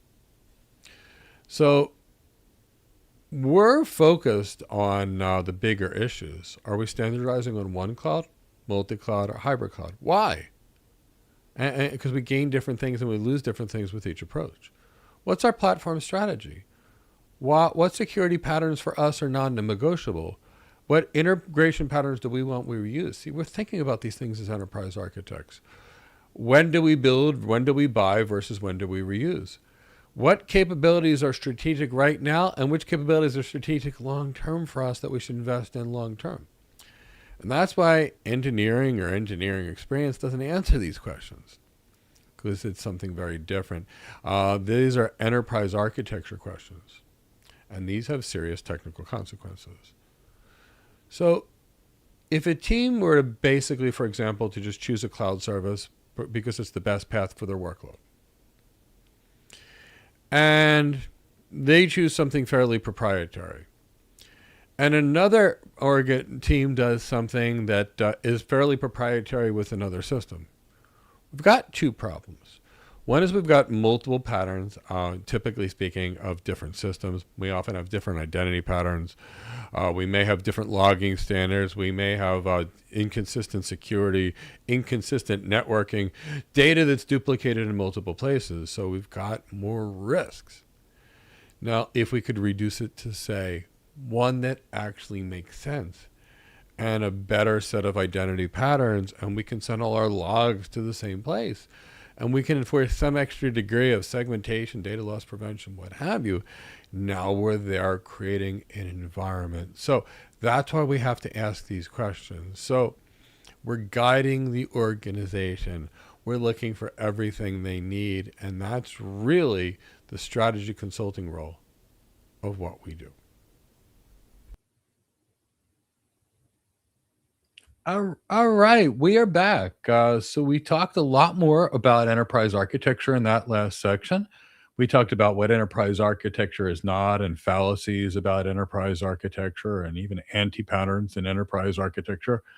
So I see there were a couple questions in there, so let's bring in these questions. Before we do, I'd like to say if you're having a good time, maybe give the video a like, maybe subscribe to our channel and hit the bell to be notified of new videos for your architecture career, whatever type of architect that may be. Maybe hit that like button. Tomorrow, we're going to have a webinar on how to become an architect. Tomorrow's webinar will be, I believe, on how to become an enterprise architect.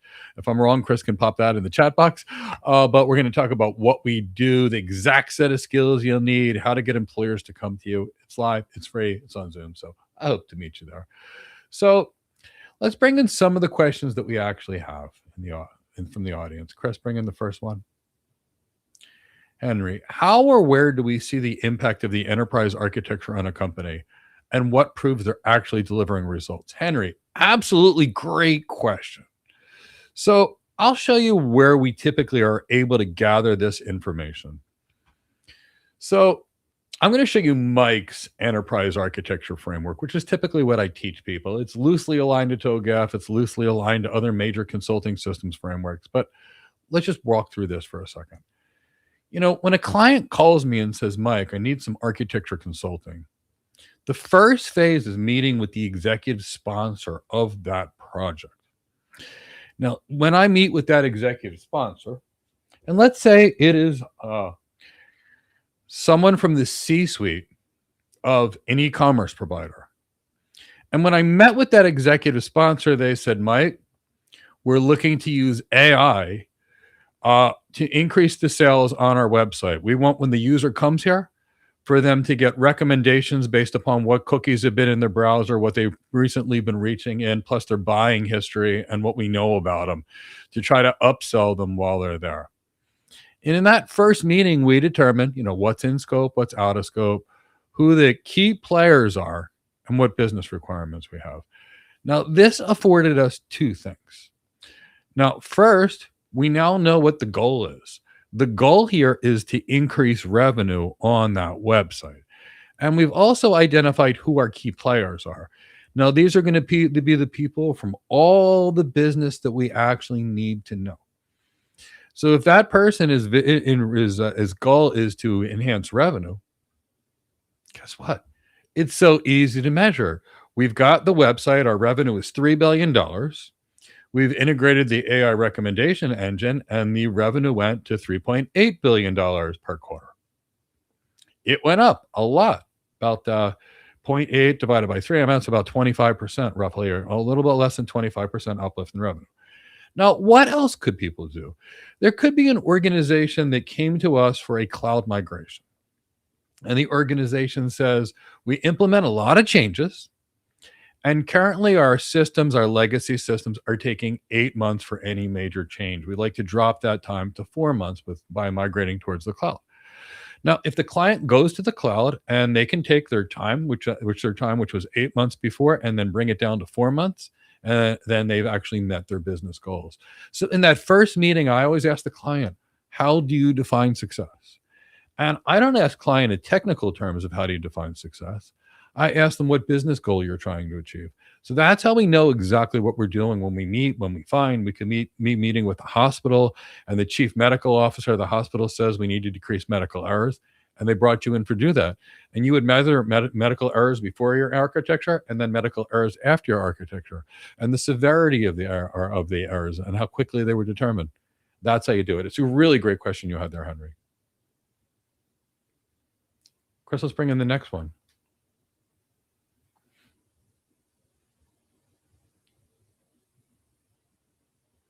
Angelo, so good to see you. So Angelo is an exceptional world-class enterprise architect. He's also a good friend. So thrilled to see you. Anytime you're here, I was always happy to see you.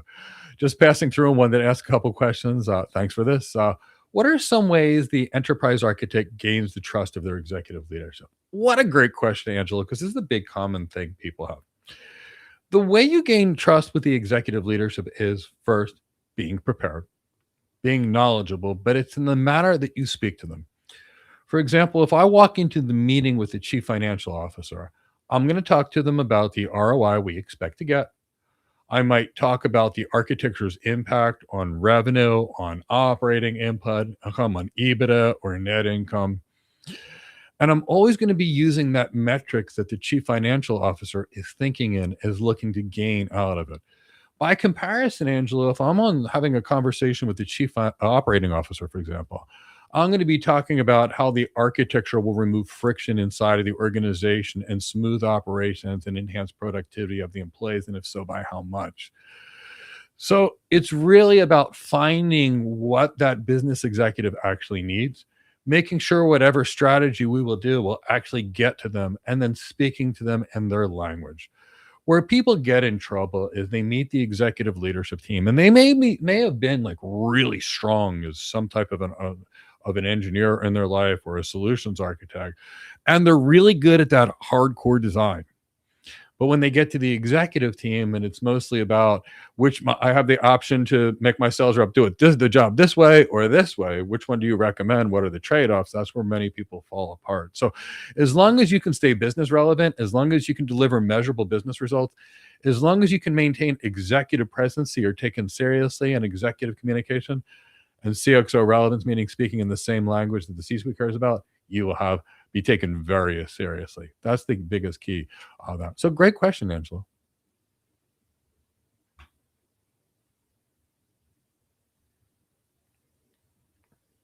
What are some ways to enable harmony between standardization and innovation? Oh, this is a good one. So what Angela is actually asking here is, if we want to innovate and truly innovate, we need a little bit of flexibility.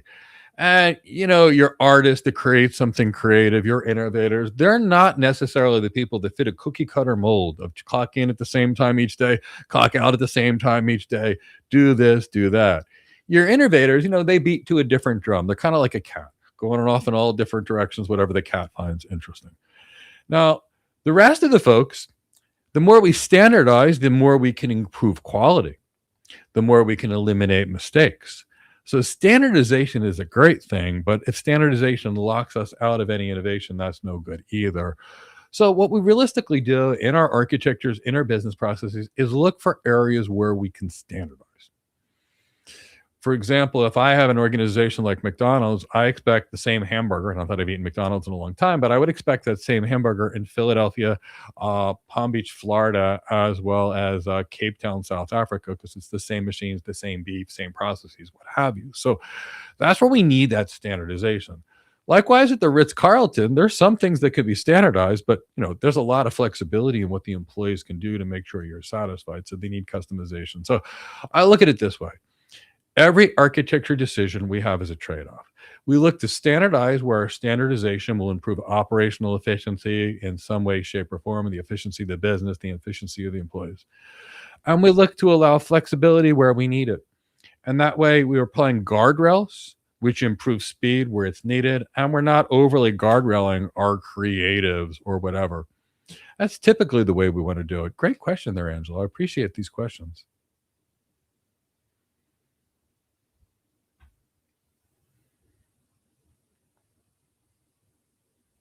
Henry, what are some potential mistakes an enterprise architect might make? And given the significance of the role, what consequences could it be? Oh, so here's the reality. They could be very, very serious. So let's talk about a kind of mistake you could make. If you truly don't understand the business, you could make a massive, massive mistake. Do you want to see how bad of a mistake it can be? I'm going to draw you two examples of what used to happen in healthcare. So when I used to practice internal medicine as a nurse practitioner, here's what my visit was. So the patient will come in, and I want you to see the process because it'll make sense to you. So here's the patient. Now, here is your medical provider. Now, the way the process used to work prior to electronic health records is this. I would ask the patient would come in, I'd ask them questions, they'd answer me, I'd examine them, and I would spend approximately 12 minutes seeing this patient. Say the patient came in for a sore throat. So the patient would come in, I would see them. I would spend 12 minutes with that patient, and I would discover they had a sore throat. So I would literally get on my phone. I would dictate a note, which somebody else would type, and it would say subjective. Mike comes complaining of a sore throat. Objective. Eyes, ears, nose, throat. Eyes, ears, nose, normal. Throat, red, erythematous, swollen.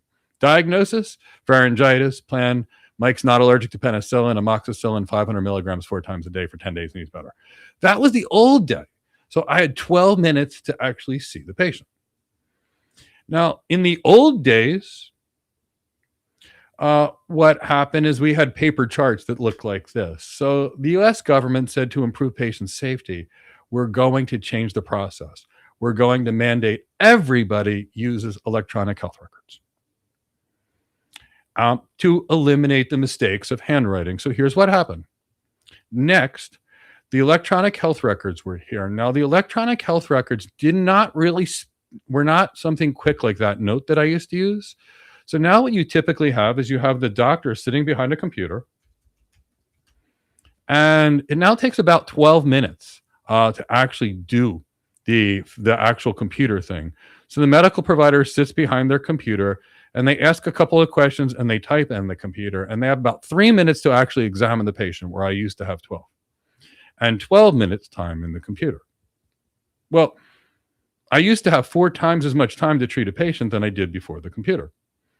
Now, there's no guarantees that this was the cause. Well, medical errors on paper error records in the United States were the 5th leading cause of death. 100,000 people died each year. It was horrible. We added electronic health records, forced doctors to work in a way that was not inclined for their medical workflow, and medical errors became the 3rd leading cause of death and went up 250%. So that's the stakes. The stakes is you set up the wrong process for a business, you can destroy the business. You set up the wrong process for a hospital, people can die. So that's why this is a very important job, like any other important job. And that's why we spend a lot of time developing great architecture skills. But this job could save lives. You could also, if you're good at what you do, you could go to that hospital, you can find medical errors, you could find inefficiencies in the way nurses and doctors are doing their job. You can find areas ripe for improvement. You can put in some AI and decision support to make the doctors and nurses better and really help them. So the key is this can be the best job in the world where you really help save lives, do so many things. It's all about how prepared you are. That's why we prepare for these roles. Great questions. Can introverts do well as enterprise architects? I'm an introvert. And it's funny, when I was on one of the most significant teams at Cisco, the Internet Business Solutions Group, where the biggest and the highest level architects in the company were, a lot of us were introverts.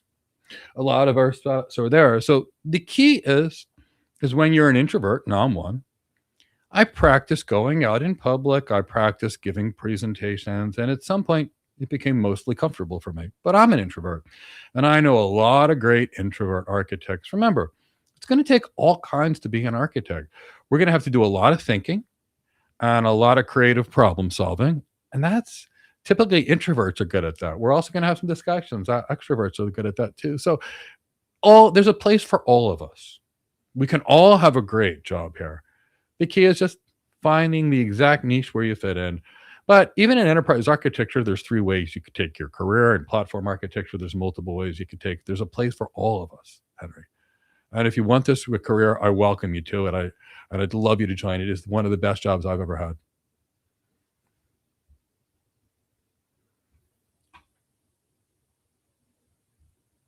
And join our webinar tomorrow, and we'll talk a lot more about it.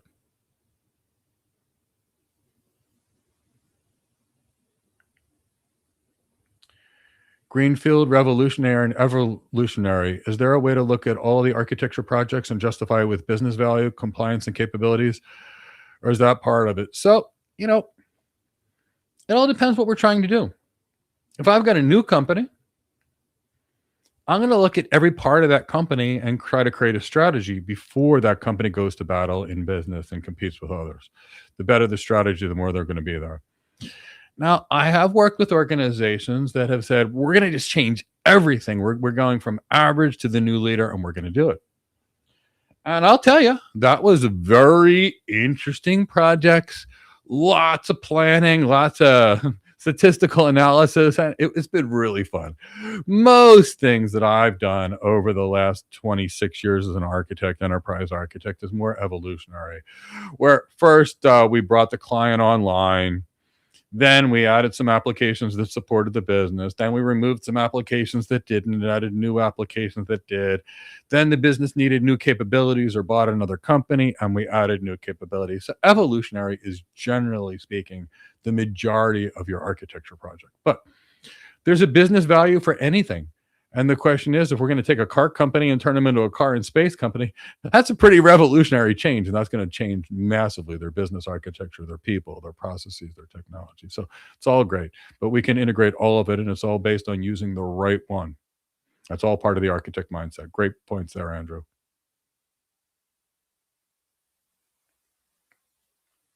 Jasser, does our enterprise architect program go deeper in this topics? What content does it include to help people become great enterprise architects? Well, Jasser, thank you for that question. Our actual enterprise architect development program includes more than 1,000 hours of training. We're going to spend 12 to 15 hours in this free fundamentals course, but we're going to spend over 1,000 hours there. And we're going to make sure our enterprise architects have all the executive skills, all the presentation skills, all the business acumen, all the architecture skills, all the leadership skills, all the financial modeling, executive presence. And that's why we spend about 1,000 hours in that program. Plus, it's live in a classroom, so we can groom people. So that's typically that. Join the webinar. Jasser, I knew you well. You don't need to, but anyone else, join the webinar tomorrow.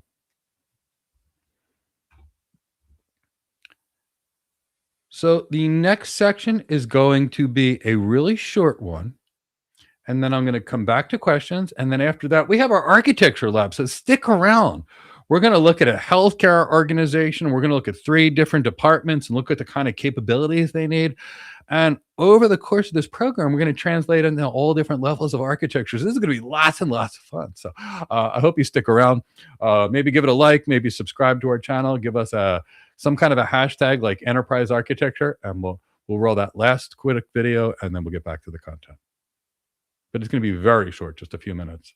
And then we're going to get back to the questions and then our architecture lab. Now we're going to distinguish enterprise architecture from other architectural roles.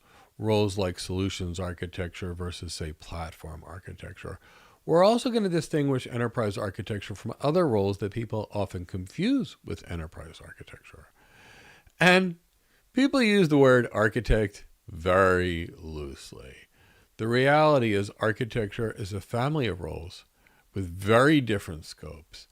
And when the scopes blur, the enterprise pays for it in misalignment, frustration, and typically bad outcomes. And every architectural role is critical.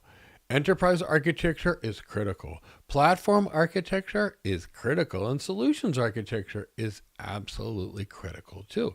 And when we work together, there's some magic happens, but we need to know what we're doing and how we're doing and where we're doing it. So let's typically look, like to start with, the 2 that are almost farthest apart from each other. Enterprise architecture versus, say, solutions architecture. So when we focus as enterprise architects, we're typically focused on multi-year views. Where are we going to be in 5 years, 10 years from now, 20 years from now? We're typically managing a portfolio that spans many, many different things because it's across the global enterprise. We're typically focused on standards. We're typically focused on shared platforms, capability alignment, and strategic roadmaps for that organization. And we're responsible for coherence across the organization. Now, if you notice, this is all very high level. This is all big picture. This is all strategy stuff. And then we get to the solutions architect, which is a very different role and another critical role at that. The solutions architect is focused on one project, one product, and typically one major initiative. So focused on one little thing, one tiny thing. Now, because that solutions architect is focused on that one tiny thing, as opposed to big picture like us enterprise architects, those solutions architects need more technical skill. Not hands-on skill, but technical knowledge, because they're going to be the expert of that typical solution that they're working with. So they're going to be making detailed design and implementation decisions for how others would implement it.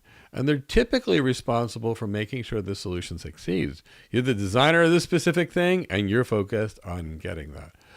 The solutions architect could also be doing a very similar role in a pre-sales environment where they work for a vendor, say a cloud provider, a network provider, a security provider, and they could be designing systems to help the client design something. They present it back and they sell it to them. But that's typically solutions architecture. Now, you can kind of look at it as a solution architect. How do we design this thing to meet the requirements for this one thing to work well? Where we enterprise architects, or how do we make the entire enterprise work well? And how do we create a cohesive portfolio of applications and services that's going to make that business be more likely to succeed? Now let's talk about the domain architect. And I spent a lot of my life when I was younger working as a domain architect, focused on network architecture, and then after that focused on network security architecture. So that's a domain architect. And when you've got a domain architect, you've got to respect the technical depth that typically works in one of these roles. Because if you're a network architect and you really know networking, and for the last 10 years you've been working with Cisco, and all of a sudden you're working on Juniper stuff or Arista things, it doesn't matter, because you've got that kind of deep knowledge of every component of networking. So all kinds of platform architects here: data architects, security architects, infrastructure architects, integration architects, analytics architects, and so on and so on. Now, these architects is still a business role. They're not typically touching the technology, but they've got major depth. And the level of expertise here is typically very helpful, very, very helpful along the way. So we enterprise architects are here to ensure that all the domains inside of the organization work together and stay aligned. So when I'm an enterprise architect, I'm going to have some domain architects on my team, some solutions architects on my team, engineers and others, because the domain architects can go deep, and that's their skill. And I promise you, if we're getting into any kind of complicated networking, you're going to want a domain architect like a network architect there. Now, at the same time, we enterprise architects go wide. So we need more of a width of service knowledge of different kinds of things, all the capabilities that are out there, various technologies out there, and what they could potentially be used for, and how they fit together, where that domain architect has depth in that one thing. You can often look at your enterprise architect as your family practitioner, your primary care provider that's there for your entire health. And then if and when you need help, they send you to a specialist, and that specialist is the domain architect. So domain architects really get into the best practice and the mind for it, whatever they're working on, the network or security. Where we enterprise architects focus on the big picture. Now, often people confuse enterprise architects with project managers and business analysts, because we do a little bit of project management in our world and a lot of business in our world. But that's not really what we do. And there are also project managers are critical, business analysts are critical, but they perform different functions than what we do. We enterprise architects focus on what we should build and why, at the entire scope of everything going on at the enterprise: people, processes, technology. We enterprise architects have long-term consequences in mind, strategy, and it could be related to the organization 5 and 10 years from now. Now, project managers and business analysts typically focus on different things, like how to deliver, managing tasks, requirements, stakeholders, and timelines in the context of a project or something fairly specific. So we often will need a project manager, and often a business analyst, somebody that can help us crunch numbers or figure things out in research or give us information, is a great thing too. But enterprise architecture isn't about any of those other functions. It's really about that strategy for the organization. Now, the key to remember as an enterprise architect, you don't need to be the best engineer in the room, because you're not an engineer. So I want you to understand that you can be a wonderful enterprise architect. The key is to focus on strategy and helping that organization be more likely to succeed. And that way, you're the connector of strategy. You're the connector of people, and you're the connector of technology decisions. Because enterprise architecture is coherence, and we create coherence through decisions, alignment, and direction. Enterprise architecture is absolutely critical for long-term success. We're going to now talk about what happens if you get enterprise architecture wrong, the risks of doing it the wrong way. Because this isn't just semantics. Getting enterprise architecture wrong creates all kinds of systemic failures. And this typically occurs when enterprise architecture is treated as a diagram factory, where enterprise architecture just creating diagrams and documents, because what happens in those environments is business leaders don't trust or even want to work with the enterprise architects. Delivery teams won't trust enterprise architecture. And it becomes more of what you call architecture theater, where things are being used to slow down in paper, but there's no real architecture there. And when that occurs, your architects are making documents and diagrams, and there's no way to connect the organization strategy to execution, which is what we focus on as enterprise architects. So the enterprise doesn't change. The only thing that occurs in that kind of bad enterprise architecture practice is the number of slides increases, the number of documents in the architectural repository increases, but there's no digital transformation. Now, if enterprise architecture is treated as a ticket desk or stop and stamp approval, it slows things down. It doesn't create any strategy for the organization, and then delivery teams and leadership just views enterprise architecture as a bureaucracy. Again, nothing good happens. Now, anytime you've got any kind of enterprise architect or cloud architect and they're focusing on any engineerings, you've got real problems because the architect becomes overworked. The organization doesn't have that architect doing any real architecture. They're just building things. And then the architect can't do any connecting of strategy to execution because they're so busy focused on execution, and then they become engineers and the organization loses those critical functions. So what's the consequences of getting it wrong? Well, it's pretty significant because there can be a lot of different types of failures that can actually occur. Now, the biggest problem is when that occurs, when enterprise architects are not focused on real enterprise architecture or the alignment of strategy and execution. What happens, the organization has a strategy, and the strategy doesn't translate into the technology decisions. And that's why McKinsey had said that 70 to 80% of all technology investments, I think it's 70%, fail to provide any transformation. Because if there's no one focused on connecting strategy and execution, all you've got is a lot of expensive technology. And when that occurs, and there's no good strategic enterprise architecture, what happens is every project becomes a one-off solution. Each team starts designing a new thing, as opposed to having great enterprise architecture practice where there's a standard and there's guardrails to help people do things quickly and use the standards when appropriate.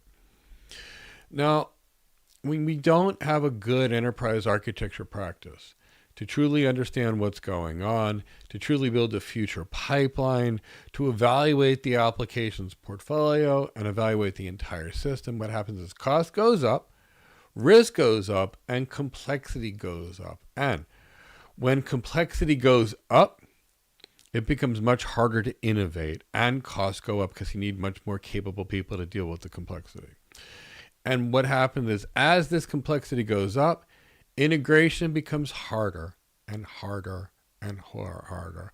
And then without enterprise architecture tying all the pieces together, security becomes inconsistent at the scale of a global enterprise, and everything slows down to a near grinding halt. And then when a company acquires another company, or all of a sudden there's a new law or regulation or a market shift, the companies struggle, because there wasn't any real enterprise architecture going on. So the goal of enterprise architecture is to make the engineers more scalable in their job by using consistent patterns and reusable platforms so they don't have to continually rework. If there's clear guardrails of what can be done and is being done inside the guardrails, the ability to get it out there will be much faster. And if we make sure that when we look at the strategy, when we look at the capabilities the business needs, and we align our architecture to that, That's aligning strategy with execution, and that's where the magic happens. Because when enterprise architecture is defined correctly, delivery accelerates. When enterprise architecture is defined poorly, delivery gets harder and harder as times go. Okay, well, we have about 20 more minutes of content before the lab, which we'll get to fairly quickly. But I see a couple of questions popped in. We really love enterprise architecture. We love spreading the word about various types of architecture careers and what we do as architects. So let me ask those questions quickly, and then we'll get to that. As a reminder, tomorrow we're going to have a webinar on how to become an enterprise architect. It's free, it's on Zoom. We'll talk about exactly what we do, 100% of the list of skills that you need, and how to get employers to come to you, the entire kit and caboodle about getting your first architect job. And it's free, and it's on Zoom, so you can ask questions. So I hope to meet you in person there. And let me get to some questions now. How should enterprise architects evaluate whether the whether the Gen AI architecture will truly add business value or where it will induce unnecessary complexity or risk? So at the end of the day, if we look at it and someone says, here's your generative AI architecture, what do you think about it? It's probably already wrong. And the reason it's already wrong is if the AI people are already recommending AI solutions and they don't actually know where the business is going or how that company actually operates or what its strategic goals are, most likely it will be wrong. So I get a lot of people that try to sell generative AI architectures to me. It's nonstop. And I'll get things like, we can make your sales rep sell 10 times more with our AI application. And here's the question I say, well, first, what makes you think I have sales reps? Secondly, if I did have sales reps, do you know how they do their job? And could you tell me how their job will be done differently with your AI application? And I'll never get an answer. And given that they don't know what I need, where I'm going, or how I do my job, I could almost guarantee without even looking at that architecture, it's a waste of my time. Because that's someone designing a solution without actually knowing the problem. So imagine someone comes to the doctor and they said, well, my friend Billy Bob gave me this medication. Should I take it?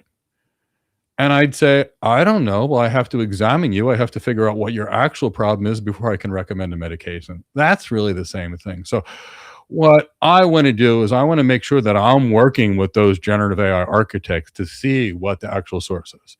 Now, if the AI architects brought me something and they actually show me some documentation that's got, the current business process, the current business pain point, the options that were actually considered, the trade-offs that were actually considered, and the recommendation that was made and why it was made, oh, that person's a real architect, and I'm probably going to take that very seriously.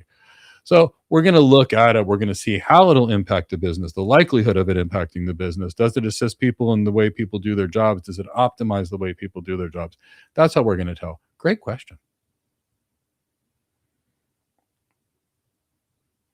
What is the difference between cloud, security, Gen AI, and enterprise programs? So it's a good question. So let me talk about the difference of the four careers real quickly. And then after that, I can explain to you how our programs are. So there are different kinds of architects. We talked about the platform architect, which is focused on one platform, like multi-cloud or like AI for the enterprise or like security. And we talked about the enterprise architect being, big picture, people, processes, technology. So in order for us to train an architect, in order for you to be great at your job, which is what we focus on, you have to have the right skills for each architecture role. And we make sure that we spend our time focused on exactly, and I'll give you an example. I'll give you two different kinds of roles. So if I'm looking for, say, a cloud architect or an enterprise architect, it's fairly similar, although the enterprise architect is more built. But let's say it's a cloud architect. I know that person needs to know networking. I know they need to a degree. They need to understand applications. They need to understand load balancing. They need to understand compute. They need to understand AI, to have some knowledge of IAM, some knowledge of data, some knowledge of security, some knowledge of storage, and some knowledge of disaster recovery and business continuity plans. That's their technical knowledge, and they'll have a set of business knowledge. Now, that's kind of a little bit of everything. But what if I have a security architect by comparison? they have a very different focus in their job. They're going to have a different set of skills. So you can see all these skills are fairly generic for an enterprise architect or a cloud architect. But if we look into a security architect, everything changes. And maybe perhaps I didn't actually share the slide that I meant to. So you can see for the security architect, they're focused on data security. They're focused on network security. They're focused on risk management and risk mitigation. They're focused on adhering to, say, zero trust frameworks or NIST frameworks, writing security policies, dealing with application security, coming up with a security governance structure, creating the IAM strategy, the zero trust strategy, the identity federations, the cloud access security brokers. They're dealing with heavy duty encryption and all and things that are very security oriented. And of course, they need the business skills, and we would teach that to a security architect. But if it was an enterprise architect or a cloud architect, we're going to focus on a different set of skills that would be needed for those roles. Same thing with an AI architect; it'll be focused on things that an AI architect would be focused on. You can see their focus is more on the data and the AI side, still the business side, but more focused on that. And that's really the key. What we just do is we make sure that we train people in exactly the job they have for the skills they need. Great question there, Josser. And it's just like the difference between an internist and a cardiologist and someone else, just different things. Still all medical people, just slightly different perspective. Great question, Josser. So I don't think there are any other questions that came in. So we're going to have that last 20 minutes. And then stick around, because we're going to actually look at an organization and we're going to literally look at some capabilities they need. We're going to start our 4-week evolution of this enterprise architecture. It's going to be fun. So make sure you stick around after this 20 minutes to go get involved in the actual architecture lab. All right, Chris, let's go roll back to the content.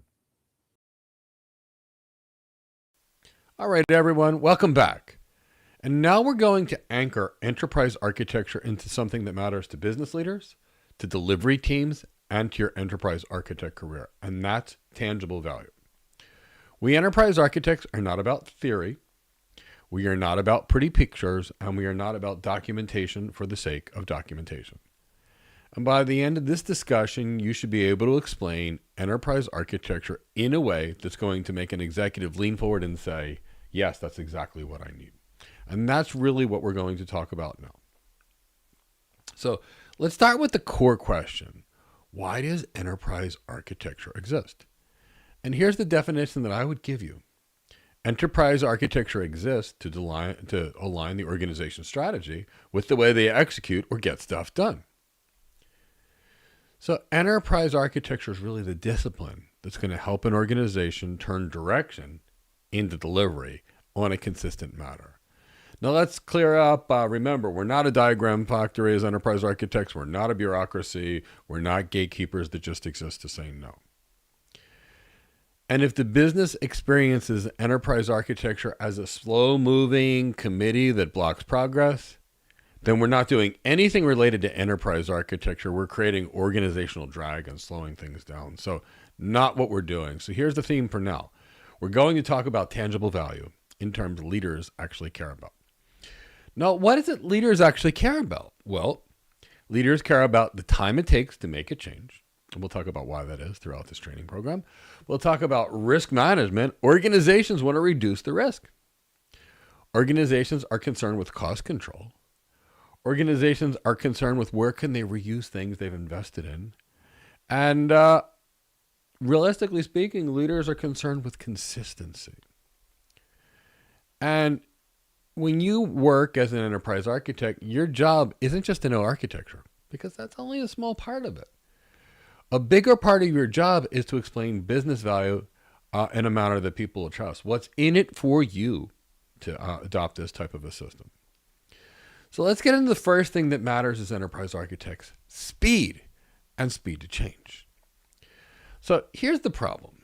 There are so many great companies out there that lose, and they have great ideas, but the problem is they can't execute or change fast enough to take those good ideas and turn it into reality.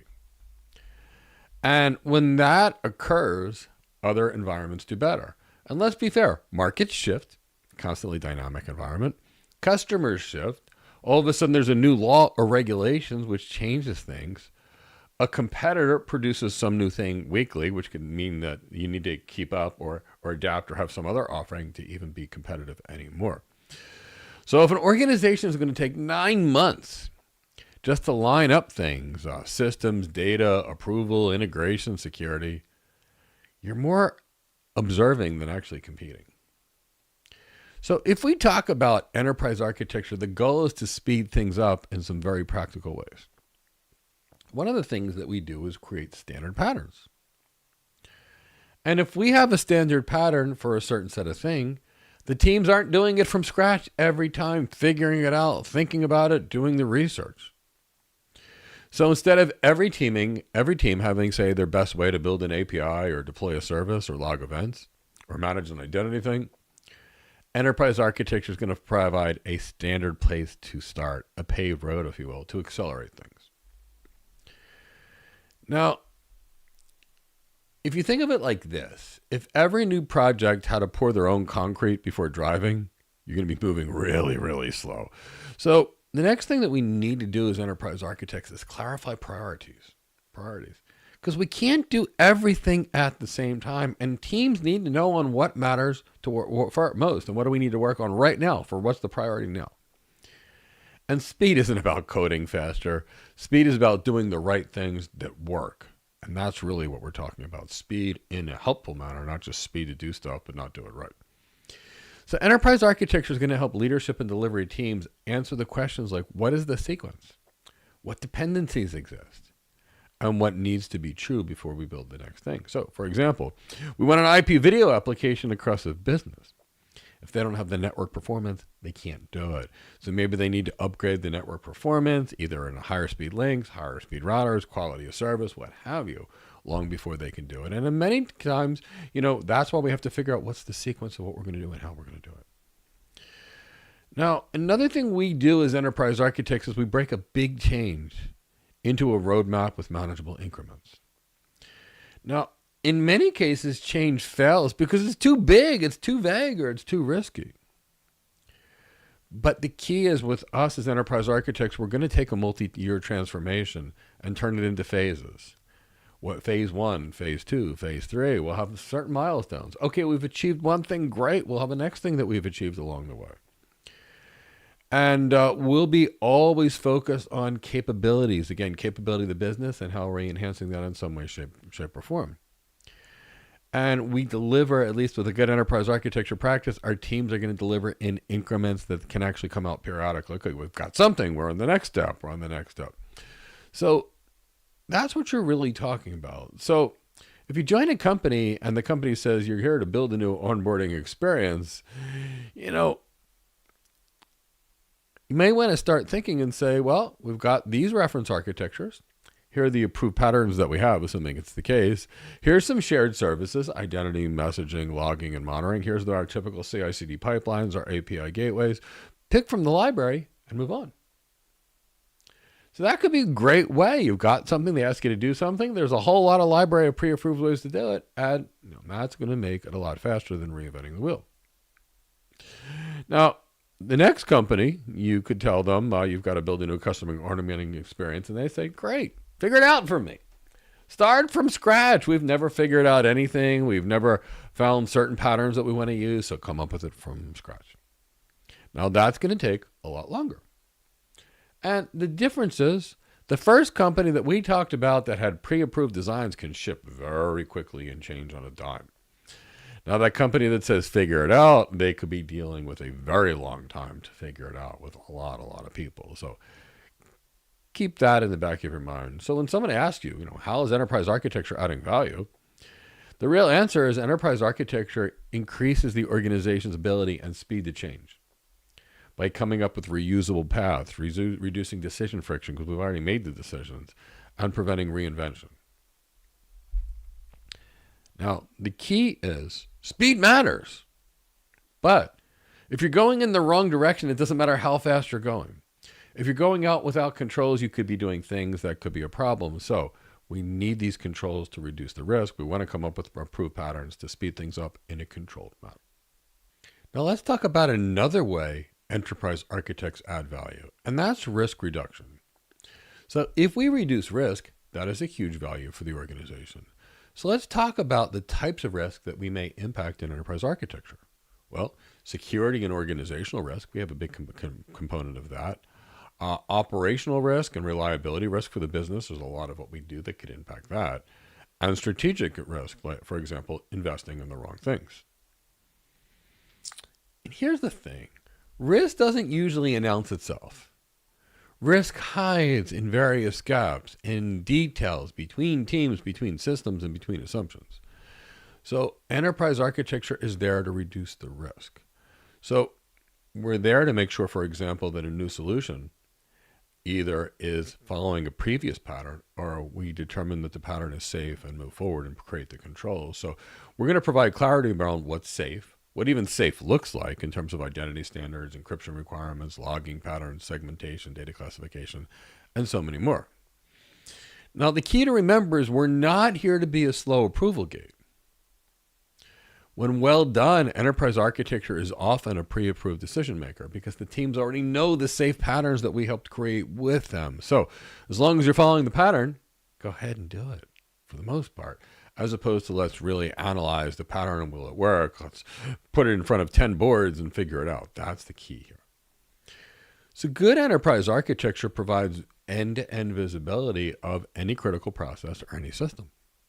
Because as enterprise architects, we're connecting the dots between that business architecture, that technology architecture, that application architecture, and the data architecture, those domains of enterprise architecture. So we're looking at it all and making sure everything's aligned the way it should be. Now, if the leader asks, and they should, what happens if this thing goes down? Enterprise architecture needs to be able to answer that question or show them what could happen or in that manner. So what we're doing is we're helping leadership see the dependencies, see the single points of failures. Because a lot of enterprises have failures because no one sees the dependencies. They don't understand how technology will fail along the way. So we help that. So we typically, as enterprise architects, will find shared services that are potentially overloaded, legacy systems that the entire business depends on, and we don't even know how it's coded or have any documentation about a system. We may find integration points that don't even have an owner. And we could find critical data pipelines with all kinds of fragile handoffs. And I've seen it so many times. So when we're dealing with enterprise architecture, we're mapping everything. So effectively, we're building a map of the enterprise. And that way, we can find the risk that others wouldn't know because often risk hides in places that nobody's looking at.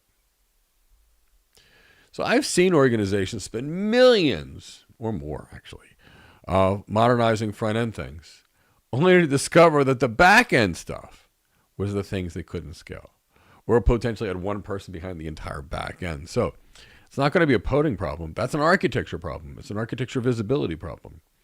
So enterprise architecture is about moving faster. It's about risk reduction. And that's really what we're talking about. Now, the next thing we're talking about in enterprise architecture is cost control and reuse of patterns. The problem in most enterprises is not that they spend money. It's that in many enterprises, organizations spend the same money on 10 different things that are supposed to do the same thing, the same capabilities.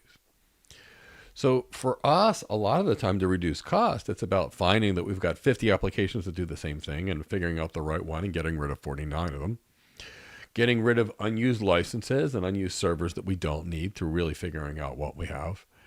And coming up with things to help prevent an organization from making a short-term decision that's going to create a long-term cost or technical debt, especially when that debt has interest.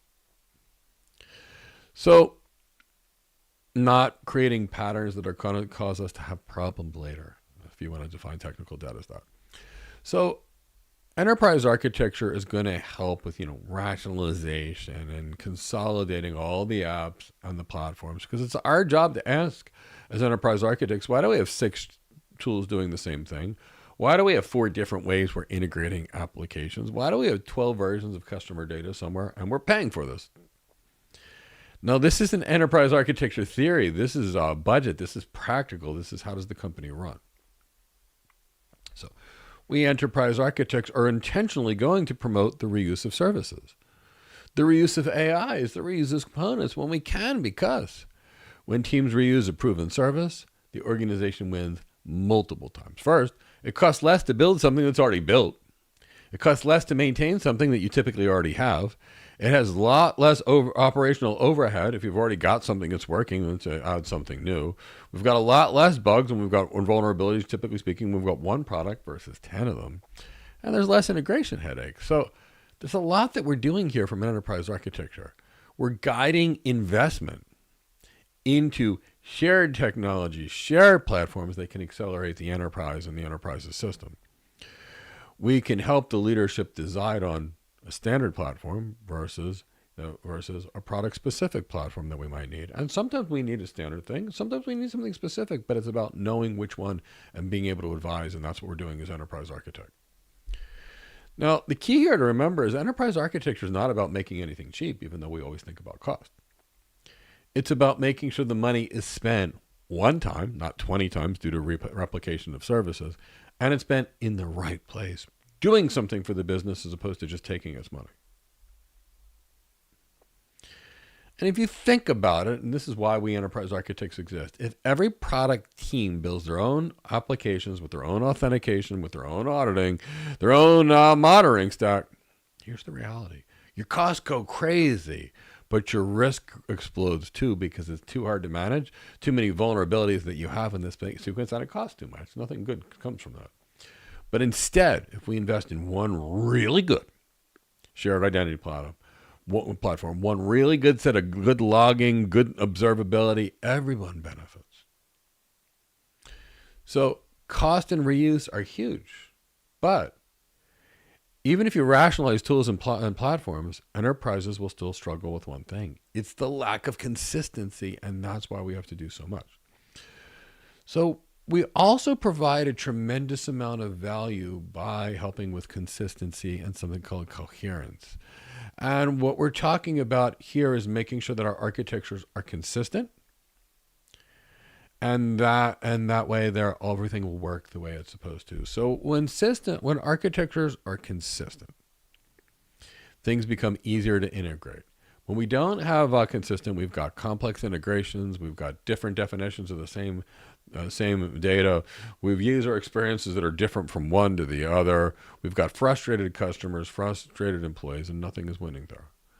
So if you go to some companies and you ask what a customer is, you could get 5 or 6 different answers, and that's a problem. And when you've got no shared language and you've got no shared definition, everything breaks. Everything breaks because anything can mean anything to different people. And when that happens, you've got broken reporting, mismatched experience, very slow decision making, and constant reconciliation work. So what we're doing as enterprise architects is to define that enterprise-wide standard and come up with those reference architectures, those repeatable patterns. But not to do it because we're creating paperwork. No. It's all about creating speed and clarity. See, when we create standards, it reduces confusion and it prevents some expensive mistakes or divergence from what we actually want. So enterprise architecture is really about the big picture, the discipline of all the thinking. How do we deliver now? How do we fit this into the enterprise direction? How do we make the environment understandable for all teams and all vendors? And that's really what we're doing. Consistency equals better customer experience. Consistency typically equals easier scaling. Consistency typically experiences simpler support. Consistently usually means faster onboarding and lower operational overhead. So we've named 4 values so far: speed, risk, cost, reuse, and consistency. Okay, let's talk about how enterprise architects communicate their value, and our value is actually measured. As I mentioned previously, executives don't buy enterprise architecture diagrams, but they buy as outcomes. So if you want your enterprise architecture initiative to be funded, supported, and listened to, you need to not only measure, but be able to communicate value in business terms. So I'll give you a few examples that you can think of, for example, or metrics or indicators that you can think of. If we as enterprise architects can note that we've created fewer duplicate systems, we've done something right. All because that typically lowers cost, lowers risk, like we talked about. Now, faster time to market of new things for the business. So if we can go from idea to the time it's actually started the project, and we can reduce that, we're doing a great job as an enterprise architect. So, if it takes 6 weeks normally to make a decision of yes or no, and good enterprise architecture can knock that down to 48 hours, the enterprise architects are enabling. They're not slowing the system down. Now, the reality is, if we're doing our job as enterprise architects, there's less incidents. We have less outages caused by integrations because we've got that all locked down and we're doing it great. We have good observability. We've got good data pipelines because in many cases, these things are broken by poor architectures. Now, if we're doing our job as enterprise architects, we're reusing platforms and services. So new things can be adopted quicker, or there's less training that goes along, and there's less weaknesses in the system. So here's the thing. We enterprise architects can come up with all the great data in the world. And data helps. But it's the stories that we do that persuade others, that influence the board, influence the C-suite to invest in what we need to. So data helps, but stories persuade. So if you tell it like this, we reduced time to start by 30% because teams reused approval patterns, or we avoided a compliance issue because the new solution uses standard controls, or we removed 3 duplicate platforms and reinvested those dollars into a shared capability. That's one thing. But if we can clearly talk about the speed, the risk reduction, quantify the finances, talk about the reuse patterns and what it did for us, and talk about consistency, we become far more attractive as enterprise architects to the C-suite and the board. And often that's one of the big differentiators in getting an enterprise architect hired is they're not just technical, they're enterprise relevant, and they've got that strategy side. So let's take this perspective, this section, and let's close it with a simple summary. We enterprise architects are about alignment of strategy and execution. Enterprise architecture is not a bureaucracy. It's not a set of diagrams for diagrams' sake. Enterprise architecture matters because of speed of change. We want to change faster so we can adapt to the market. We want to be more agile. Enterprise architecture is about risk reduction for the entire enterprise. Enterprise architecture is about cost control and reuse of patterns, and enterprise architecture is about consistency and coherence.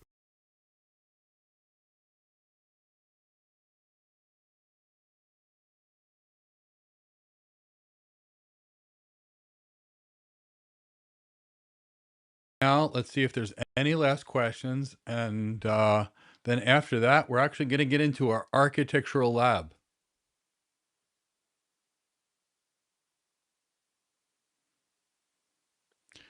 What are who are typically the key organizational roles to be identified as sponsors, and how to manage possible crossfire due to internal conflicts depending upon concurrent goals? So, 2 questions in there. First is, who's typically your executive sponsor? Your CEO, your CFO, your chief operating officer, your chief technology officer, your chief information officer, an executive vice president of sales, a senior vice president of marketing. Key business stakeholders are typically your executive sponsors that bring in an enterprise architect. Now, here's the reality. You are going to be managing conflict in your job as an architect. So the architect job takes a tremendous amount of emotional intelligence. It takes a tremendous amount of leadership skills. It takes a tremendous amount of stakeholder management skills because you're always going to have stakeholder conflicts. And we're going to have a stakeholder conflict when we actually do our hospital. We're going to have 2 different departments in the hospital. The architecture we're going to do, they're going to have 2 different needs. So I'll give you this example. We'll get back to it when we do the architecture. But let's say I've got nurses on the ward and doctors on the ward inside of a hospital. This is where people stay during their entire hospital stay. Those doctors and nurses need as much information as possible to make the best long-term decisions. That same hospital has an emergency department who needs to make a split-second decision.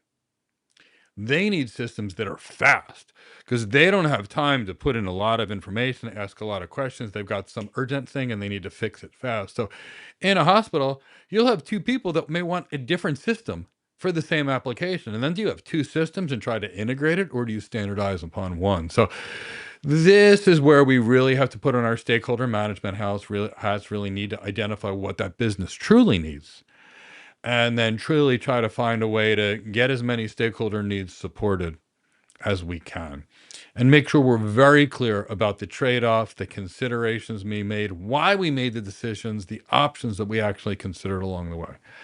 But you're never going to be able to please everybody in an architecture. We have to please the majority of the organization's growth. And sometimes we need to make exceptions. Maybe there's some unit that does something that's so different to the rest of the business that they just need different things. And then we look at that element of the business and say, is it worth it? Is it worth the complexity? Is it worth the potential risk? Is it worth the cost to do a one-off? And if it is, we do it. But in every case, you're going to have it. So it's all about that leadership skills. And that's why I train enterprise architects. We spend 1,000 hours on it. We spend a lot of time on these leadership skills because that's the biggest part of our job. I'd say 50% of our job is going in between organizational stakeholders that all have different desires. But executive sponsors usually start high up. No, and there's typically who your things will be. Great question.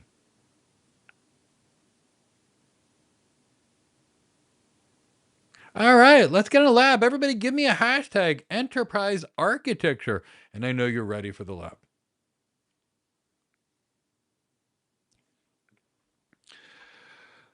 Okay, so most of you know I've been an enterprise architect now for 23, 24 years now. I had a couple of years as a network architect and a security architect prior to that. In my last job, I was a chief architect, a chief enterprise architect, and I worked predominantly with healthcare organizations. So today, and throughout this process, we're going to create an enterprise architecture for a hospital. Now, most enterprise architectures will take several thousand hours to develop. It's me leading an architecture team of 15 to 100 people for the next 6 to 12 months or 18 months to design our real full-fledged enterprise architecture. So we're going to have to take some shortcuts. When we talk about the hospital, we're going to discuss three components of the hospital enterprise. We're going to discuss the emergency department. We're going to discuss the actual wards where people stay in the hospital. And we're going to discuss the business front end of the hospital. We're going to look at how people need to do their job. We're going to look at capabilities, what have you. And then what we're going to do as we go through is we're going to map those capabilities to applications that are going to support those capabilities. And then we'll bring it down into a technology architecture. And maybe we'll even have fun and map it down all the way to a solutions architecture. So everybody gets the feeling of enterprise architecture versus platform architecture, or domain architecture versus enterprise architecture. So let's have some fun with this. So we have a hospital. And that's who we're going to be working with. In this hospital, we're going to start with the emergency department. So what is an emergency department from? If you're from England, they call it the A&E. It's where you go when you have an emergency. So let's talk about the kind of capabilities the hospital emergency department actually needs. And we're actually going to list them, but I want you to see it first before we create the list. So first part of what we have to deal with in a hospital is the ER has to do triage. So this is going to be capability one. And I'll show you what I mean. So the first thing we need to see is who gets sick. So right now, let's say this hospital, at the back of the ER, let's say it has 25 beds. And it has, 2 physicians. It has 4 nurses. And it's got 3 techs. So that's what we have in the ER right now.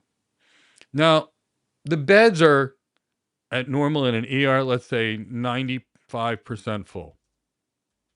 94, but let's say it's 95%. So the first scenario is we have 3 individuals that have walked in to the emergency department. Who do we treat first? Individual 1, this is Cindy over here.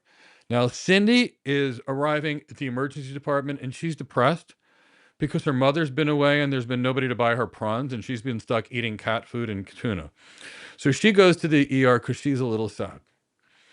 Now, we've got this other individual here. This is Tony. And Tony was practicing yoga with her father and is a little sore. So she went to the ER because she's a little sore. Okay, now we have Sally over here. Sally is having a hard time breathing.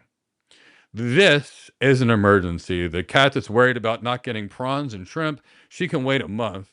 And the one that's sore from doing too much yoga, well, she could probably wait too. So we have to look at it. And what'll happen is the patient needs to register or might not register at all. So let's put a registration thing here so we can actually just understand what needs to occur. In a healthy, stable individual, Cindy, who's sat over here, is going to go over to registration. She's going to give them her information so they know who she is. They're going to send this one to the triage nurse. The triage nurse is going to say, you're healthy. We'll get you. But she's registered in the computer. This cat that's sore from too much yoga goes to register. They put her in the waiting room, and she sees the triage nurse, and she waits.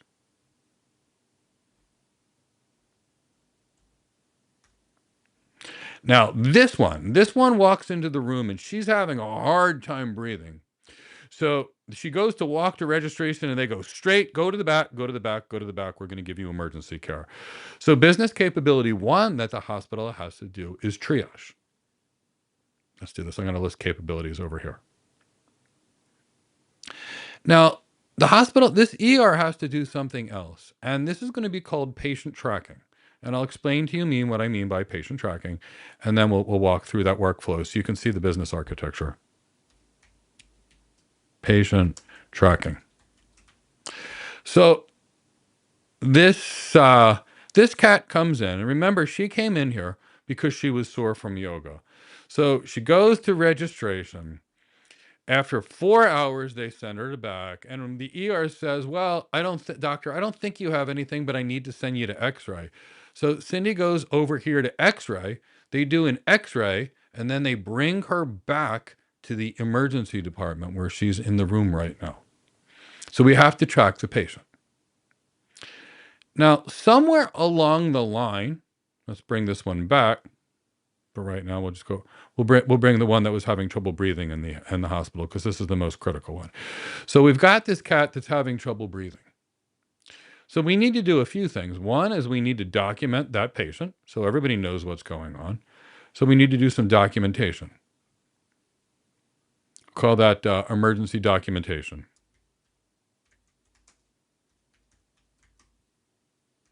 Now, this we want to get as quick as possible, so we're going to look for efficiency here.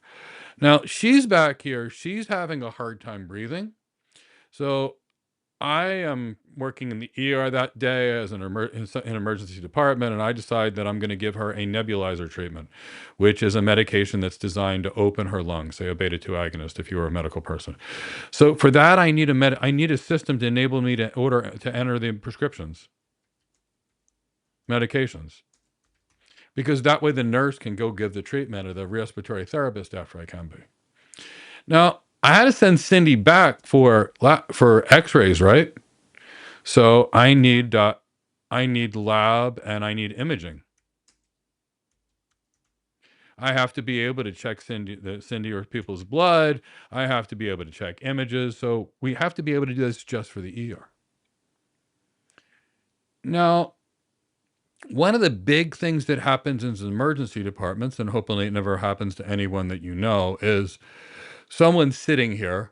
All of a sudden, this person's individual is feeling fine, and all of a sudden they get left-sided weakness, they get a bad headache, and they can't use one side of their body. So we worry about this is what you call a stroke. This patient needs to not only go to that ER, but needs specialty care. For example, they're going to have to get a CAT scan very quickly, and they're going to have to get a medication. Otherwise, they'll have brain damage for the rest of their life. So what we need to do is that we need to do some kind of emergency care. So we are going to have to do emergency stroke care in most hospitals. We might have trauma too. So trauma care is different too. And what I mean by that is, let's say we have one of these individuals. This one came in. She was in a car accident driving her Mercedes home from the cat store. I don't know. And now that person needs to not only go to the ER, they need to get imaging, but they need to see a surgeon and probably be in the operating room within an hour. So The key here to see is we've got a lot of things to deal with. And the last thing we probably have to deal with here is behavioral health.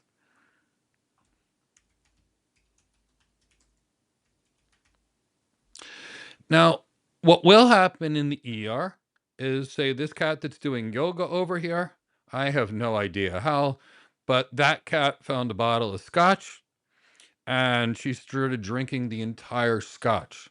So now that cat went into the emergency department and she's acting a little crazy.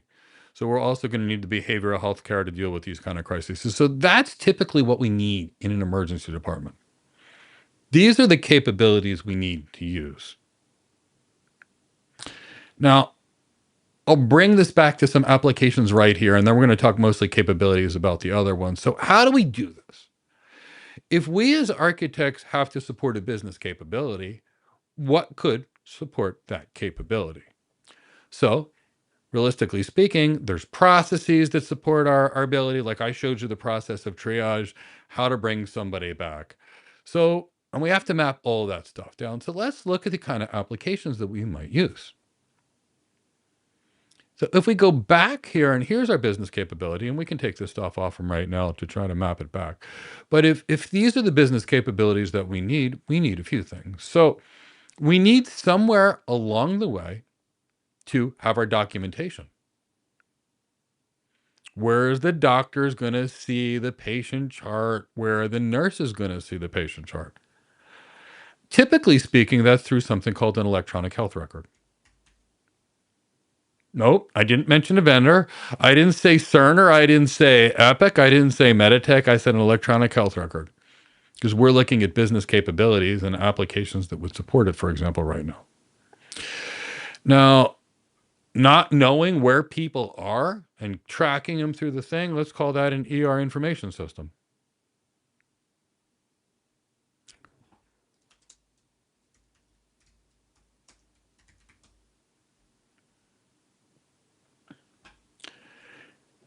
Now, the doctor, the nurse practitioner, the physician assistant has to order medications for the nurses to be able to provide them. So we need another system that's typically used for that. In the health world, it's typically called the computerized practitioner order entry system. Sometimes they call it a computerized physician order entry system. Now, while we're at it,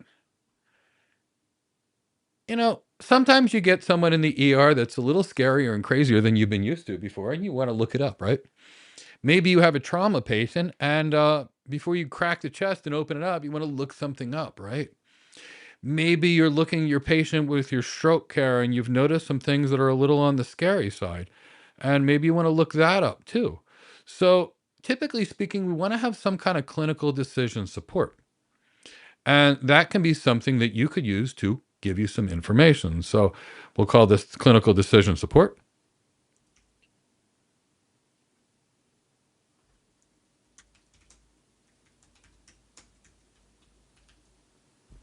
And this is for the medications. Now, we need to know where the medication, which medications have been given.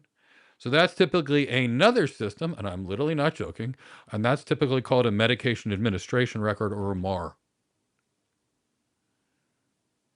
Now, when that cat came in and we wanted to send that cat for blood work, we needed to order that. So that means we need a lab system as well.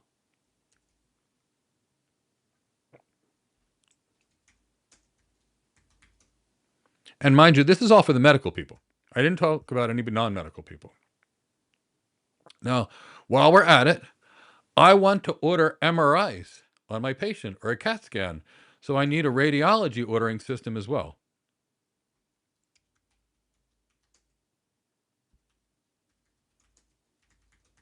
That's why I said we're only going to look at 3 parts of a hospital.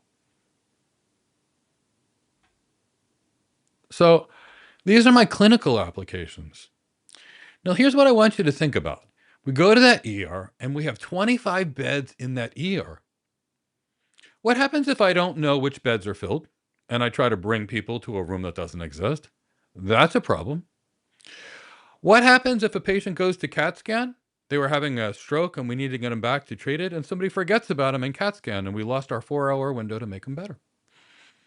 What happens if we just take a patient somewhere and then we lose them? Like, this can't happen. So even in this hospital, just for this ER, we'll go back to this. Maybe I'll put some better headers to try to make this a little clearer.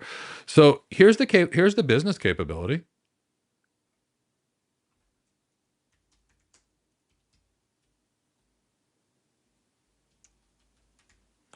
And at the same time, what we're trying to do over here, these are clinical apps. These are just for the medical professionals.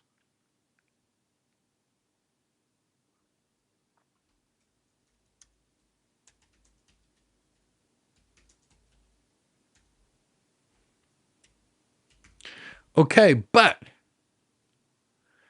if we don't know where the people are, we've got a problem. We need to know where our patients are. What happens if there's a security event? How do we deal with it? When somebody comes in and we collect their insurance, that's so we can bill them. How do we bill them? We use medical supplies on a patient. How do we recover those costs? We want to send someone from the ER to the ICU, the CCU, the floor, but there's no beds on the floor, so we need to track that too. So now we're going to need another set of applications for the ER to be able to do their jobs.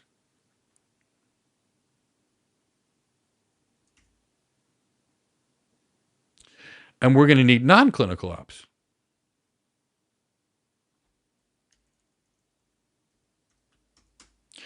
And these non-clinical apps will be things like a bed management system, so they know where people are.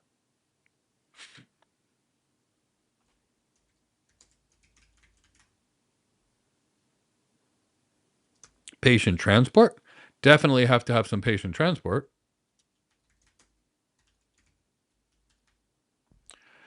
We definitely need some kind of security system.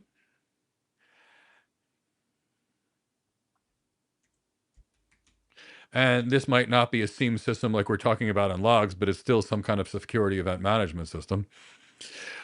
Typically speaking, you might call and they put you on a hold, wait for the doctor, wait for this one. Somebody else picks up the phone. So there's typically a contact center that's needed.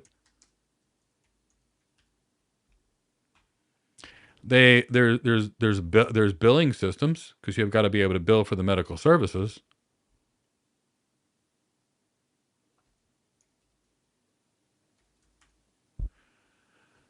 And we'll just keep it at we'll keep it at those up. So this is the emergency department. Note this, what they're looking for in terms of all these systems in the ER is speed.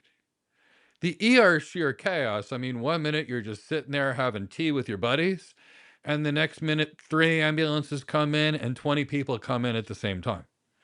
So it's sheer chaos. So in ER we got to work fast, and then we got to move on to the next topic. So that's the emergency department. Now we're going to look at inpatient next, and then we're going to look at the front of the house. And as we go through these things, I want you to see it's going to change, and maybe there's going to be some conflicts over these applications as well. So now let's make sure this is real clear. We go back to this. We'll call it two things: emergency department. For our American friends, we'll call it accident and emergency. For people that are Hey, speaking Mike, pure British English. You're not sharing. Okay, thanks for that. So we're going to label this slide emergency department, accident, and emergency. And if you live in a part of the world where they call it something different, I am totally happy to add that. So please feel free to let me know in the chat box. Chris will message it to me and I'll add it. But this is the emergency department. So now we're going to do inpatient care. And that's going to be a little bit different. So I'm just going to steal this one box so I draw less boxes and I make less spelling errors. Because believe me, I'll make them. And we're going to call this inpatient care. Now, let's look at their capabilities. Their capabilities are going to have to be a lot more than the emergency department. Why?